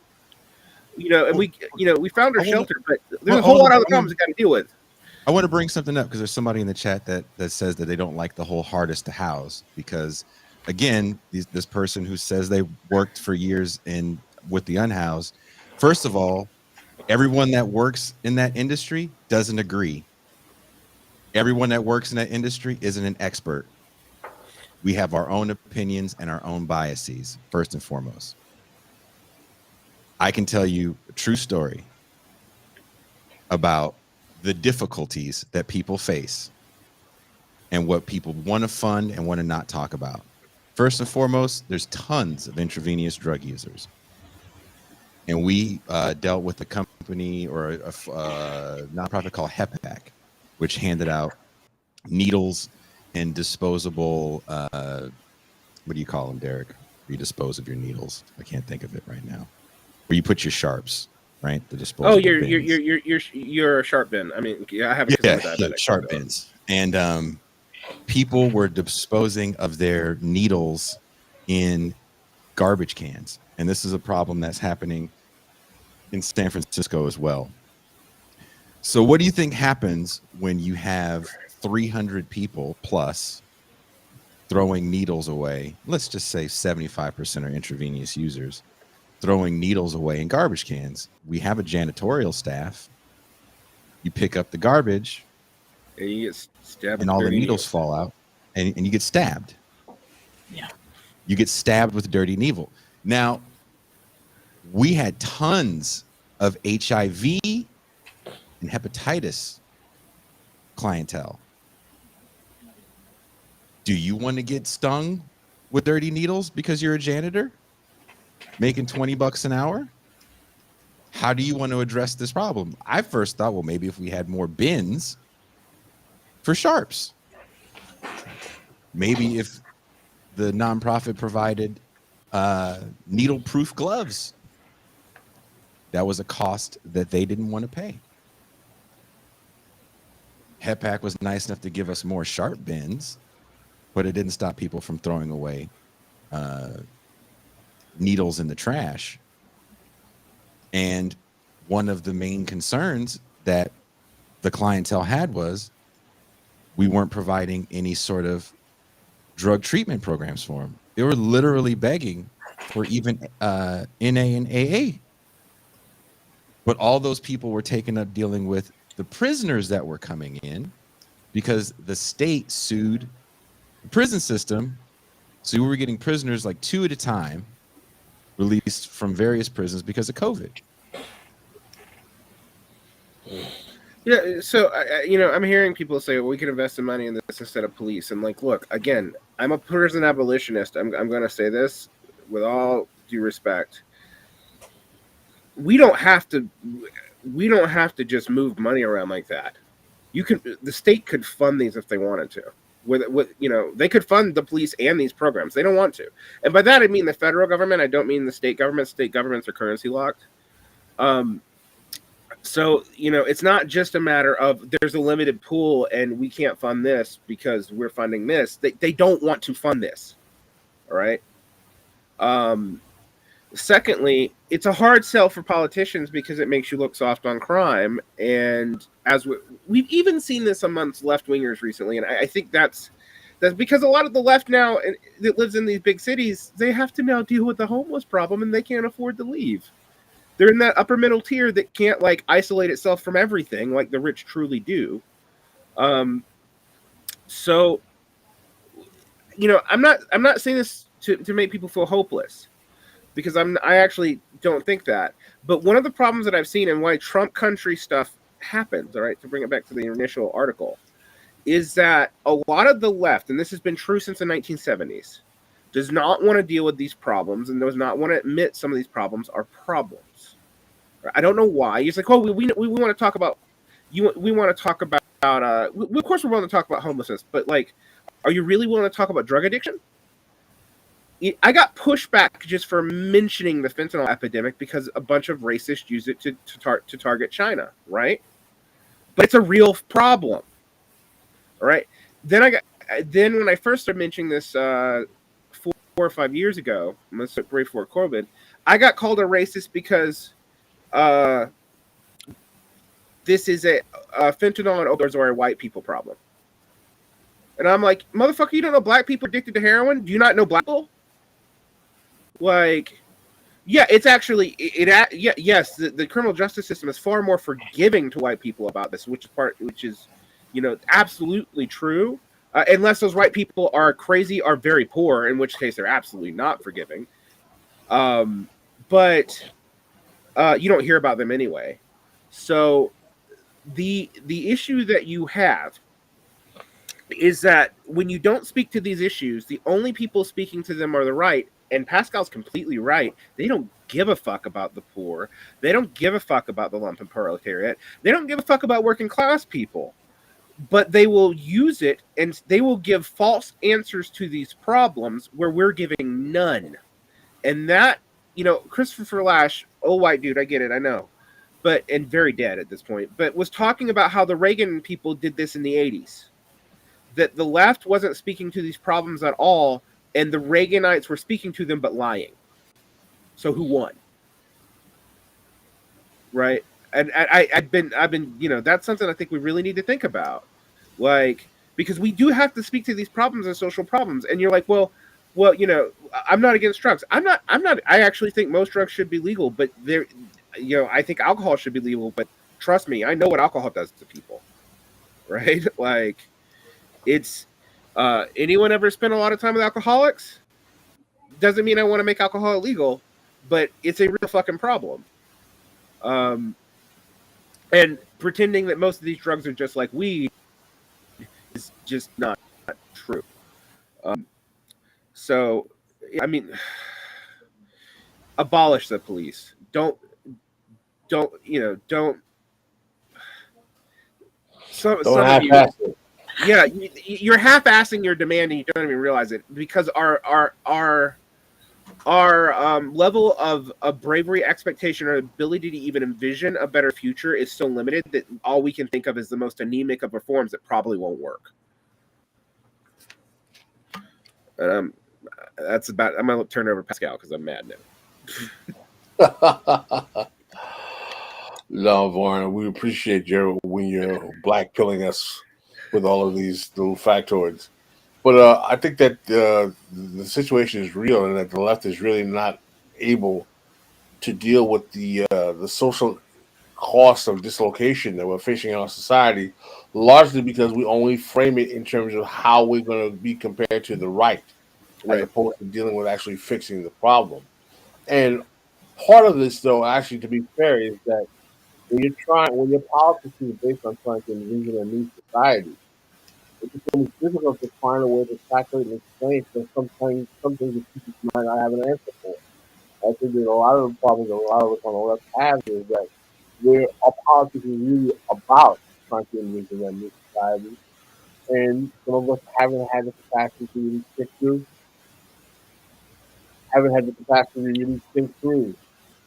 to really understand what's being done. You know? Yeah, I think you're leaning on your mic. I didn't touch it. There's something covering it. You're sounding muffled. So you're saying, so what is the bottom line, Varn? Housing is the answer. Just house everybody. You know, I will give the housing advocate some credit, as you do kind of have to start there, but then we need to deal with transitioning into some kind of, like, people need something to do. They need something they care about to do. Trauma isn't just, I always talk about this a lot. Trauma isn't just when bad things happen to you. It's when bad things happen to you that you have supports for. Like, not everyone who gets stabbed has PTSD, right? Right. So we need to build those supports in. And we have to take the people who were talking about defunding police. I want to give you a little bit of credit that you are right that we can't trust. We're not going to have a more humane police department, but and part of that, to be honest, is a lot of the police, even though they don't live in the cities and they've gotten out, like, there is the joke that's real that, like, you know, if you're a teenage street thug, where you're going to, and thug is a loaded term, I know, but this is what we used to talk about. Where are you going to go? You're either going to try to be in a gang, or you're going to be in the other gang, which is the cops, right? I mean, like, people come out of, like, it's not that these people don't come out of this community. They're traitors to it, and a lot of them don't even realize it. It's not anything they've actively thought about. Like, I've worked with a lot of cops who really do think they're helping things. I also know plenty that don't. And this is not to say we shouldn't be forgiving to them, because that's part of why it's not a reformable or defundable scenario, right? Well, what is your, also too, I think another thing, again, housing, great. Who is all in housing? Because this population is a very mixed one, since everyone knows everything and has all the answers. So does everybody live together? What if, there's a very big difference between people that have been chronically homeless and people that have just come into homelessness. Totally. There's a huge difference, as you talked about earlier, people that have families that are homeless, coupled with people that don't. There's definitely people that are deeply involved. Majority of people that you're going to deal with are going to be deeply involved in the illegal economy. That's going to be going on in the housing, because if we're humane people, there'll probably be wet shelters or housing facilities. And as most permanent supportive housing in California that I know about, all is harm reduction based. So are you going to have separate housing for sex offenders? Are you going to have separate housing for families? What does it look like? Are you going to have separate housing for people in the sex work industry? Here's the thing. I think if we actually started building this, the first generation of it's going to make no one happy. You don't fix a broken society in one generation. And like even a revolution, like I always talk about this with revolutions. Like, you think you're gonna fix a society revolution when everyone in the revolution's a fucking traumatized mess afterwards? Mm-hmm. Like, and paranoid, rightfully so, because of what's happened to them. Like, what do you think's gonna happen with that if you don't know that going into the situation? So in some ways, the questions you're asking here are questions that we're also not asking about our politics across the board, not just when dealing with homeless people, right? We don't really want to think about all the social difficulties that come with these projects because it's a lot and it sounds negative. And we have a harder task on our hands. Pascal, I think, is absolutely right. We're asking to change society, not just maintain it, right? And that's the problem. Liberals and conservatives, right? That's the issue. Right. It's that as someone that's lived and existed on the in the bottom, I'm going to look at it very differently than someone that maybe has worked in but not existed in that same bottom or had the ability to get out and say, oh well, there's always these blanket solutions. Because I think Derick's right. Wherever you start, it's going to be ugly. But do you have the ability to stay with it? And are you going to have the resources? Honestly, I think the only way this utopia can work is with an entirely left government. Well, I would even go just have a left mayor and a right. DA and sheriffs and police department. You would need everybody on the same page politically for it to really work. I would actually go so far as to say you need to. Mike McNair has this thing about when there's a real revolutionary change, like the change from the feudal to the bourgeois order, which took about 200 years, by the way, right? So, I mean, like what we're asking for is, in times of scale, something we're not used to thinking about. Scale of time, excuse me. But many things after that victory, after the bourgeois really won, are unthinkable. Like, no one really takes monarchists seriously. Like, even when you see authoritarian leaders who are effectively monarchists, they can't frame themselves in that way. That's the kind of victory you have to have. All right, that's a long-term and nearly total victory that fundamentally changes the way people organize their lives. One thing I would say about cops and stuff, because I think this is the implication of what you were saying. I feel like cops are like a standing army. In a socialist society where we won, we would not have anyone permanently be in a peacekeeping force. All right? Because it is actually, I want people to think about this. And again, I don't want you to have sympathy for cops. This is not, exercises in empathy are not about you sympathizing with people. This is something that I think people don't get when I talk about this. They're like, oh, you're telling us. No, I'm telling you to understand them. Because if you want to beat them, you have to understand them. If you want to design a society that doesn't have these problems, you have to understand this problem. What do we do? Like, why are cops so given to this bullshit? All right. Well, what do we expose them to? What do we ask them to do? Mm-hmm. Right? Like, we ask them to go in and see the worst things that happen in a society to the point where they think that's normalized. And then we ask them to do that first by telling them they're protecting their community, and then by switching it up and telling them, no, you're protecting property. That's what you really do. So it's a bait and switch even for them. And then they go in and they deal with the drug problems and maybe not just with cops. I know a lot of reactionary EMTs, right? Right? Because this is what they see all the time. They're like, oh, this is this day. This person's going to OD. I'm going to have to go there and code. And they can predict it down to science. And, a lot of those people are terrible reactionaries. And it's because all they're exposed to all the time is the hard parts of society. That should be everybody's burden. I want people to think about that. In a socialist society, that is all of our burden. Socialism is not just about you getting stuff that makes you feel good. It's not just we Isn't have that free stuff? It's not just free stuff. We It's all not have just when the government does stuff. No, it's not. It's we all have a responsibility to do this. All of us, every single one of us. Nobody has a special power. I mean, Lenin talks about this in State and Revolution. Like, as long as there's a standing army and a military, you don't have a class of society. Because you have someone that people have to support off of exploitation that has to enforce norms by violence. In a social society, the monopoly of violence. They have Right. the monopoly of violence. right? Whereas in a social society, it's everyone's responsibility to help out. It is everyone's responsibility to do this ugly work. We would all be trained on it, etc. I mean, like, I think that's the part of socialism that people want to avoid, because it's a pretty big fucking demand, right? Like, it's like, we're all responsible for this. We're all responsible for the weakest of us.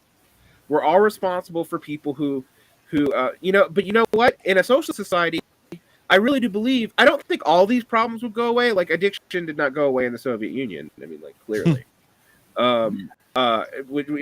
Soviet Union wasn't true socialism, whatever. But it was more socialism than what we've ever had.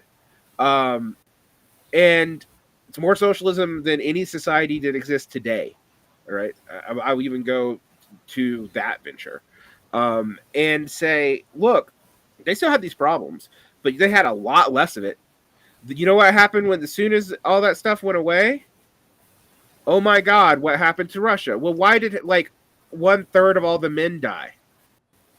They drunk themselves to death. They were lumpenized overnight. All right. The word for sex worker in a lot of East Asia that's a code is Russian, right? You know why? Because the women a lot of these women had nowhere. Like, why do we associate mail order brides with China and Eastern Europe? It was part of its racism. Part of it's like the men died from these kind of social pathologies as soon as socialism went away. All right. And so that's the kind of thing we have to deal with. If we do this right, a lot of these things will go away in time, but the immediate fix is not going to be fun. It's not going to be, it's going to be ugly, and you're going to have to deal with things. What I would say is, no one person should have to deal with that all the time. All right. I'm a teacher. I deal with the best and worst of society, like a nurse. But if I was a cop, I'd only deal with the worst. All right. And my function would be to enforce some of the worst elements of society, like property control, whatever. And I have to naturalize that to myself. All right. That's why you can predict there might be an individual person who might be a good cop, but the whole thing is set up to, it's going to do certain things, even to moral, upstanding people, because you're exposing them to certain things. We do not believe in total voluntarism on the left. I hope we don't anyway. So this is not just a moral problem. All right. So if we're all going to do that, we all have to take that on. It's all our responsibility. And sometimes that will still be ugly. Well, that's my issue. My issue is like the ugliness of it becomes a simple right-wing talking point, and that right-wing talking point definitely gets gobbled up by the liberal voting bloc as seen as well, this is a problem. I don't want to fund this. Especially when you see certain social decay. Like, I can show you where there's housing and it's a nightmare in this area. It becomes a little hell zone. So I think a lot of people don't look at the whole building out an accidental hell zone, right? Because that's never the goal. But when that becomes the reality, what do? Do you say we're going to keep doing this, and this generation this is where we have to break a few eggs to make the omelet? Don't you worry, we're going to get back on track. We have some plans. Or do you start the constant defunding of things, which generally happens? What then happens when the guy that accidentally creates the hell zone, he gets voted out of office, and the next person comes in, campaigning against the hell zone. So I think the problem is people, again, just throw them in a house. All right, then what? So people bringing up the social democracies and how they're better at this, and I agree. But the issue with the social democracies and their right wing drift, and yes, they do have a right wing drift. They have a fascist drift, honestly. One of the few times I think the word is actually accurate. Is that they're based on national consolidation. The way the collective agent that they've used to build this up is national, right? They didn't want to dispose their bourgeoisie. A lot of their bourgeoisie became good social democrats. And they benefit. Their capitalism benefits from the stability, right? It doesn't produce a lot of the same things. But you do have to still look at, and this is where the psychological element becomes important again. We have to ask people to do what we're asking them to do and to take the responsibility for each other that we're asking them to do. We also have to ask them to believe in something larger than themselves. All right? Nothing in our world right now really asks that of us. And when people are desperate, the things they go to that provide that satisfaction, reactionary forms of religion, and again, I'm not anti-religious, so I'm not saying our religion is guilty of this, but this is definitely what we're seeing right now. Reactionary forms of religion and race become the big ideas because we don't have anything else to get people to believe it. And one of the things I always tell people, and I'm almost going to sound like Jordan Peterson here, and you guys can tell me if I'm being reactionary, but something to believe in also makes demands on people, right? You have to give up something. Yeah, you might get, this is my issue with full luxury gay space communism, right? I'm okay with all parts of that except for the full luxury because it makes it sound like we can do this without giving anything up. We can't. We do have to give something up, but what we're giving up is also a large part of what is alien in this economy. A lot of the irony about people who talk about hyper collectivism and like it leads to all this reactionary shit. Well, you know what the irony is in American society is the least individualistic people in our society tend to be reactionaries. So even though they always talk about liberty and individual freedom, look at what they do. What are they doing that for? What was the biggest way to turn people into obnoxious anti-maskers? Taking away their church. All right? I want you to think about that for a second because this is a part. Wow, you dropping the gems today, man. You in rare form, man. I'm about to say, man, what you got in your what kind of Coke are you drinking there, buddy?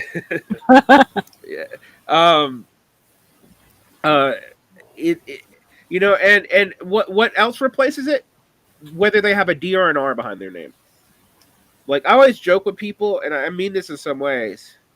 Someone's like, what is volunteerism? Volunteerism is the belief that people can just do anything that they want because they think of it. This is David Graeber and David Wengrow.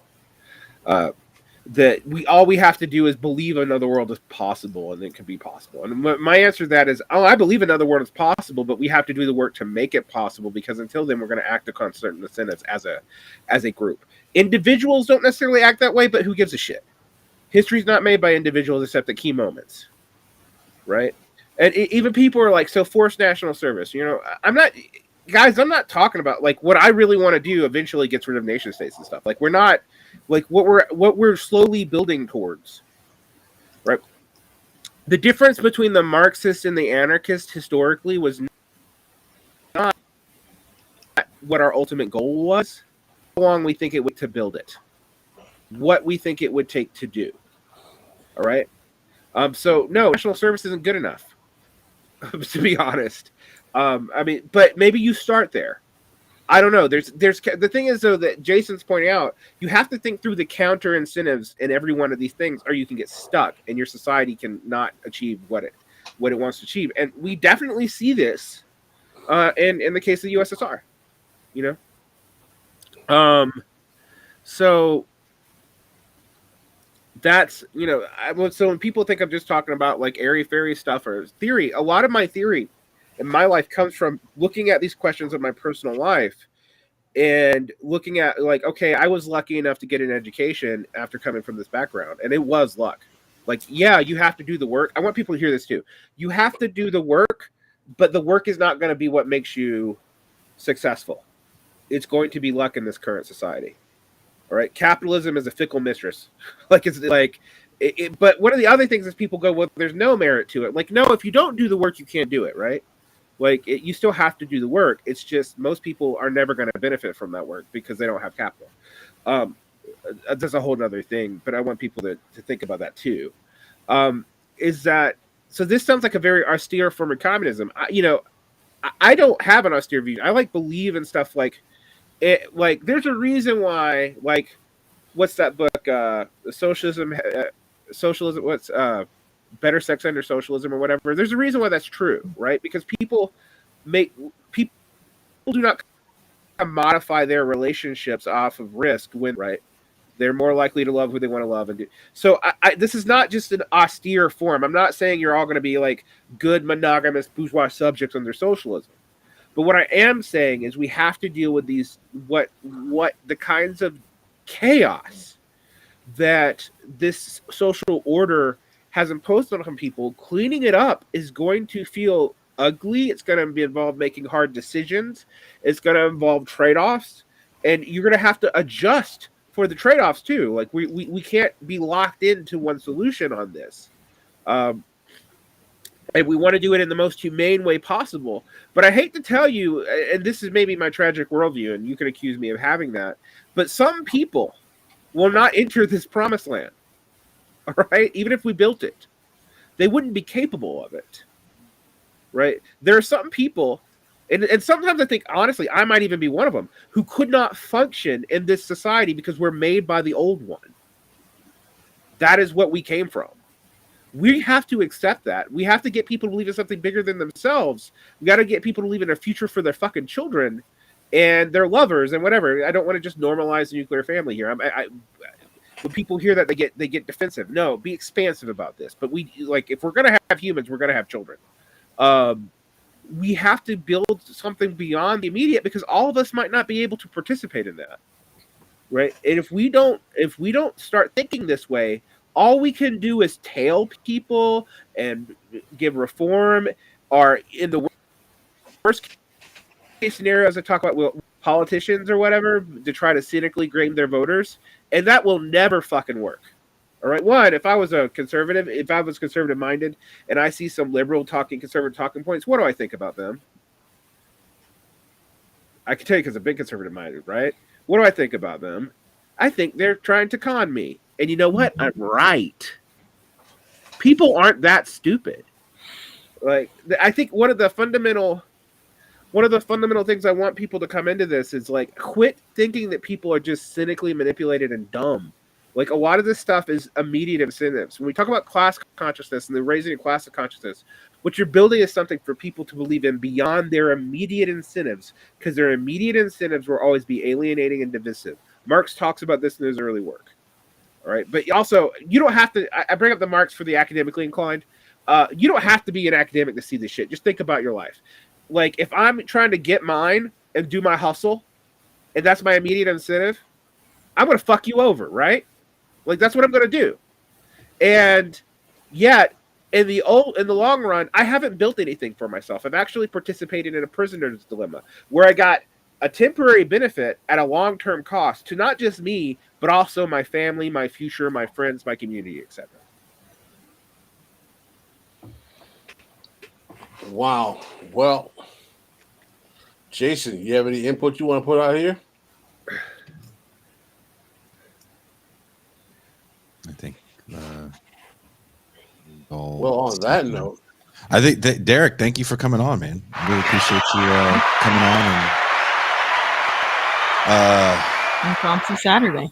Adding some clarity to, I think, my frustration with a lot of what we hear in a lot of these conversations. Varn, man, you on a rant today, brother. You did your thing, man. Yeah, he didn't even read the article. No, he didn't. He didn't even get the article up. So shout out. Apparently, he could have written it. Yeah. Shout out to American Eagle Outfitters for that shirt today, Varn. Giving you superpowers. I want to address one more thing because people are reacting to my invocation of family. Family Jesus. includes queer family. I include you in this. If you want to deliberately exclude yourself, then that's up to you. Um, I've always talked about the problems with talking about family abolition is because it scares people. But what the classical Marxists described with it is actually just found family. And that's what I want for people. But you got to believe in the future. And I you know, and look, like part of the irony of like of clear liberation is how normalizing liberal versions of it have been to that community, and I get that. I'm not denying that, but if your instinct is to always be anti-solidaristic because people are out to kill you, there's always someone out to kill you. All right, I want you like I want. This doesn't seem liberating, but it's true. Somebody always wants to get your ass. All right, that's kind of a thing. If you live your life based off of someone always trying to get your ass, you actually increase the likelihood that someone's going to get your ass. And that's not to blame it on you. It's not. So, you know, like that's not your fault. But it's a counterproductive, maladaptive incentive. And for people who don't know, I don't talk about my sexuality. I don't really believe in sexuality. I talk about my partners or whatever. But you can deduce what you want on your side. So before you think I'm normalizing some hetero, cis, white patriarchy or whatever, I'm not. That's not what I'm saying. I'm saying that we have to include everybody in this vision. And last time I checked, queer people are people. Therefore, they must be included, and they have to have an equal say in how we build this future. But they also have to like realize that they're not everybody. So so that's how we do this. The individual in question doesn't like to be classified as queer. I'm sorry. They find it a bit of a pejorative. So I don't think nobody here would ever say that in some sort of pejorative sense. But please don't think. So someone is talking about me being a snake in the grass. Come find me and find out. Oh Jesus! I mean, you can't look. Varn, keep it cheery. You can't do that. What is up with that? Oh my god! Cheery on a Saturday afternoon, baby. Keeping it crispy, keeping it cheery. Like homie walks up on Varn, and Varn walks up with his fists all balled, and he's like, "Okay, well, let's sit down and have this conversation." That actually is what would most likely happen. I'm not. For those of you who don't know, I used to pack until I was 30. I don't carry a weapon anymore. If you come to the LA show with a pistol, that would be the funniest shit that I've ever seen in my life. You two need matching holsters like twinsies. Oh, me and Varn both come out with nothing on but holsters. Jumping Mine over is tables. just the one like this. You need the Rambo one with all the bullets in it. You need that. Bullets in a beanbag. That's all you get. Bullets in the bing bong out. That's what it is. This is revolution. So on that note, yeah, I don't think Varn was trying to be offensive. And again, none of us on this show, I think, have anything against. It's actually kind of a prerequisite to come on the show. So, I found an old video of my neighborhood, Varn, that I took before I left. We interviewed some cats on the street. I wanted to play it real quick before we leave. I think there's some footage here of where I lived.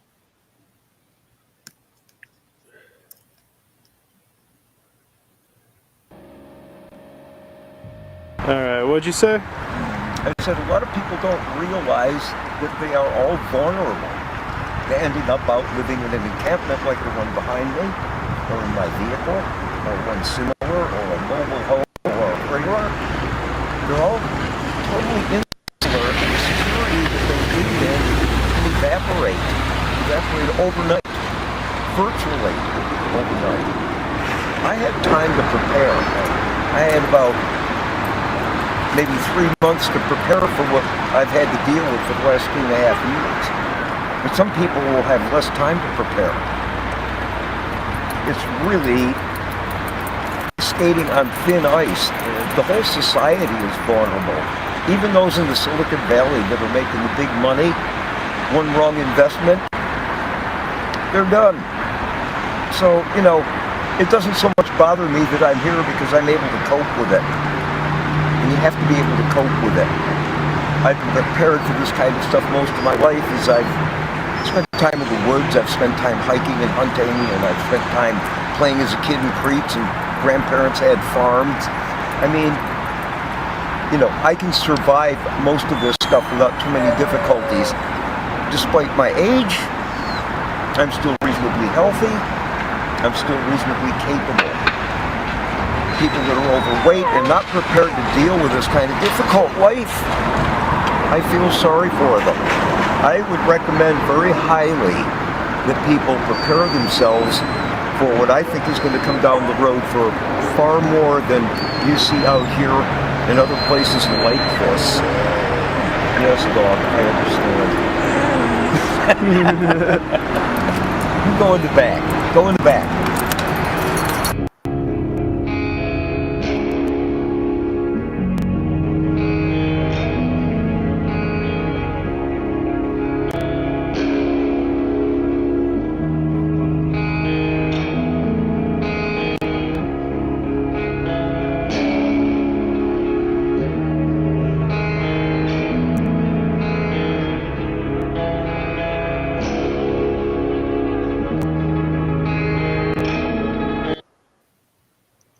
So yeah, that's part of a video series we made as a band before I left the studio. But there's a few more interviews. It's on YouTube. It's actually on the This Is Revolution YouTube. Nobody seems to watch it, but I'll post them on Twitter or something if you guys are interested in seeing some interviews we had with some of the unhoused people. And you can see some of the footage of what the encampment looked like before. It actually looks way worse now. Last time I was there, the middle of the street is all taken up with people living in it. And I think I did that. Literally, the county would come in once a month and do a cleaning because, everybody dumped their trash down there. So I happened to go outside and we decided to record that a day after a cleaning. But I literally just opened my door and that's what it was. And that man talking, his name Jerry, cool dude, has some more dicey perspectives on the world. He had a house in San Francisco. A marriage went south for him, lost the house, was living in San Francisco, got to the point he couldn't live where he had been living in his truck. He has a big, what do you call it? Not quite a box truck that he would use to do delivery work whenever he could get delivery work. And he didn't hit homelessness until his mid-60s, as did many people that were in that encampment at that time. I've only been there to get my mail, so there's a whole new crop of people in there now. But that dog also tried to bite me in the nuts numerous times. So anyone that said that dog is cute, fuck that dog. We coming for you, nigga. That dog was a ball biter. Jerry was a horrible trainer with that dog, but yeah. Any last words, Toussaint? No, I think this has been a really nutritious, informative episode.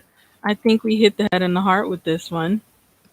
Maybe people are looking at issues a little bit differently, more holistically, which is something we needed. Pascal, do you have any final words? Man, Varn was here. What are you talking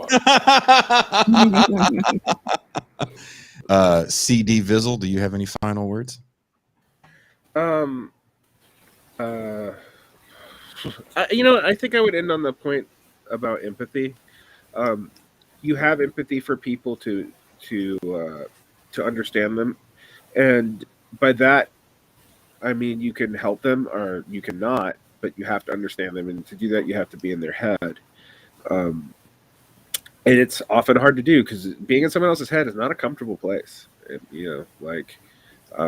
That may be the least theoretical, most hippy dippy sounding shit I've ever said. But I think it's important if you're going to go out and try to meet people where they are and try to get people to move beyond where they are, and that's that is the ask. We're not just asking people; we are asking people to be better. Like I think that needs to be focused on. We're asking people to be better. We realize that you can't do it alone.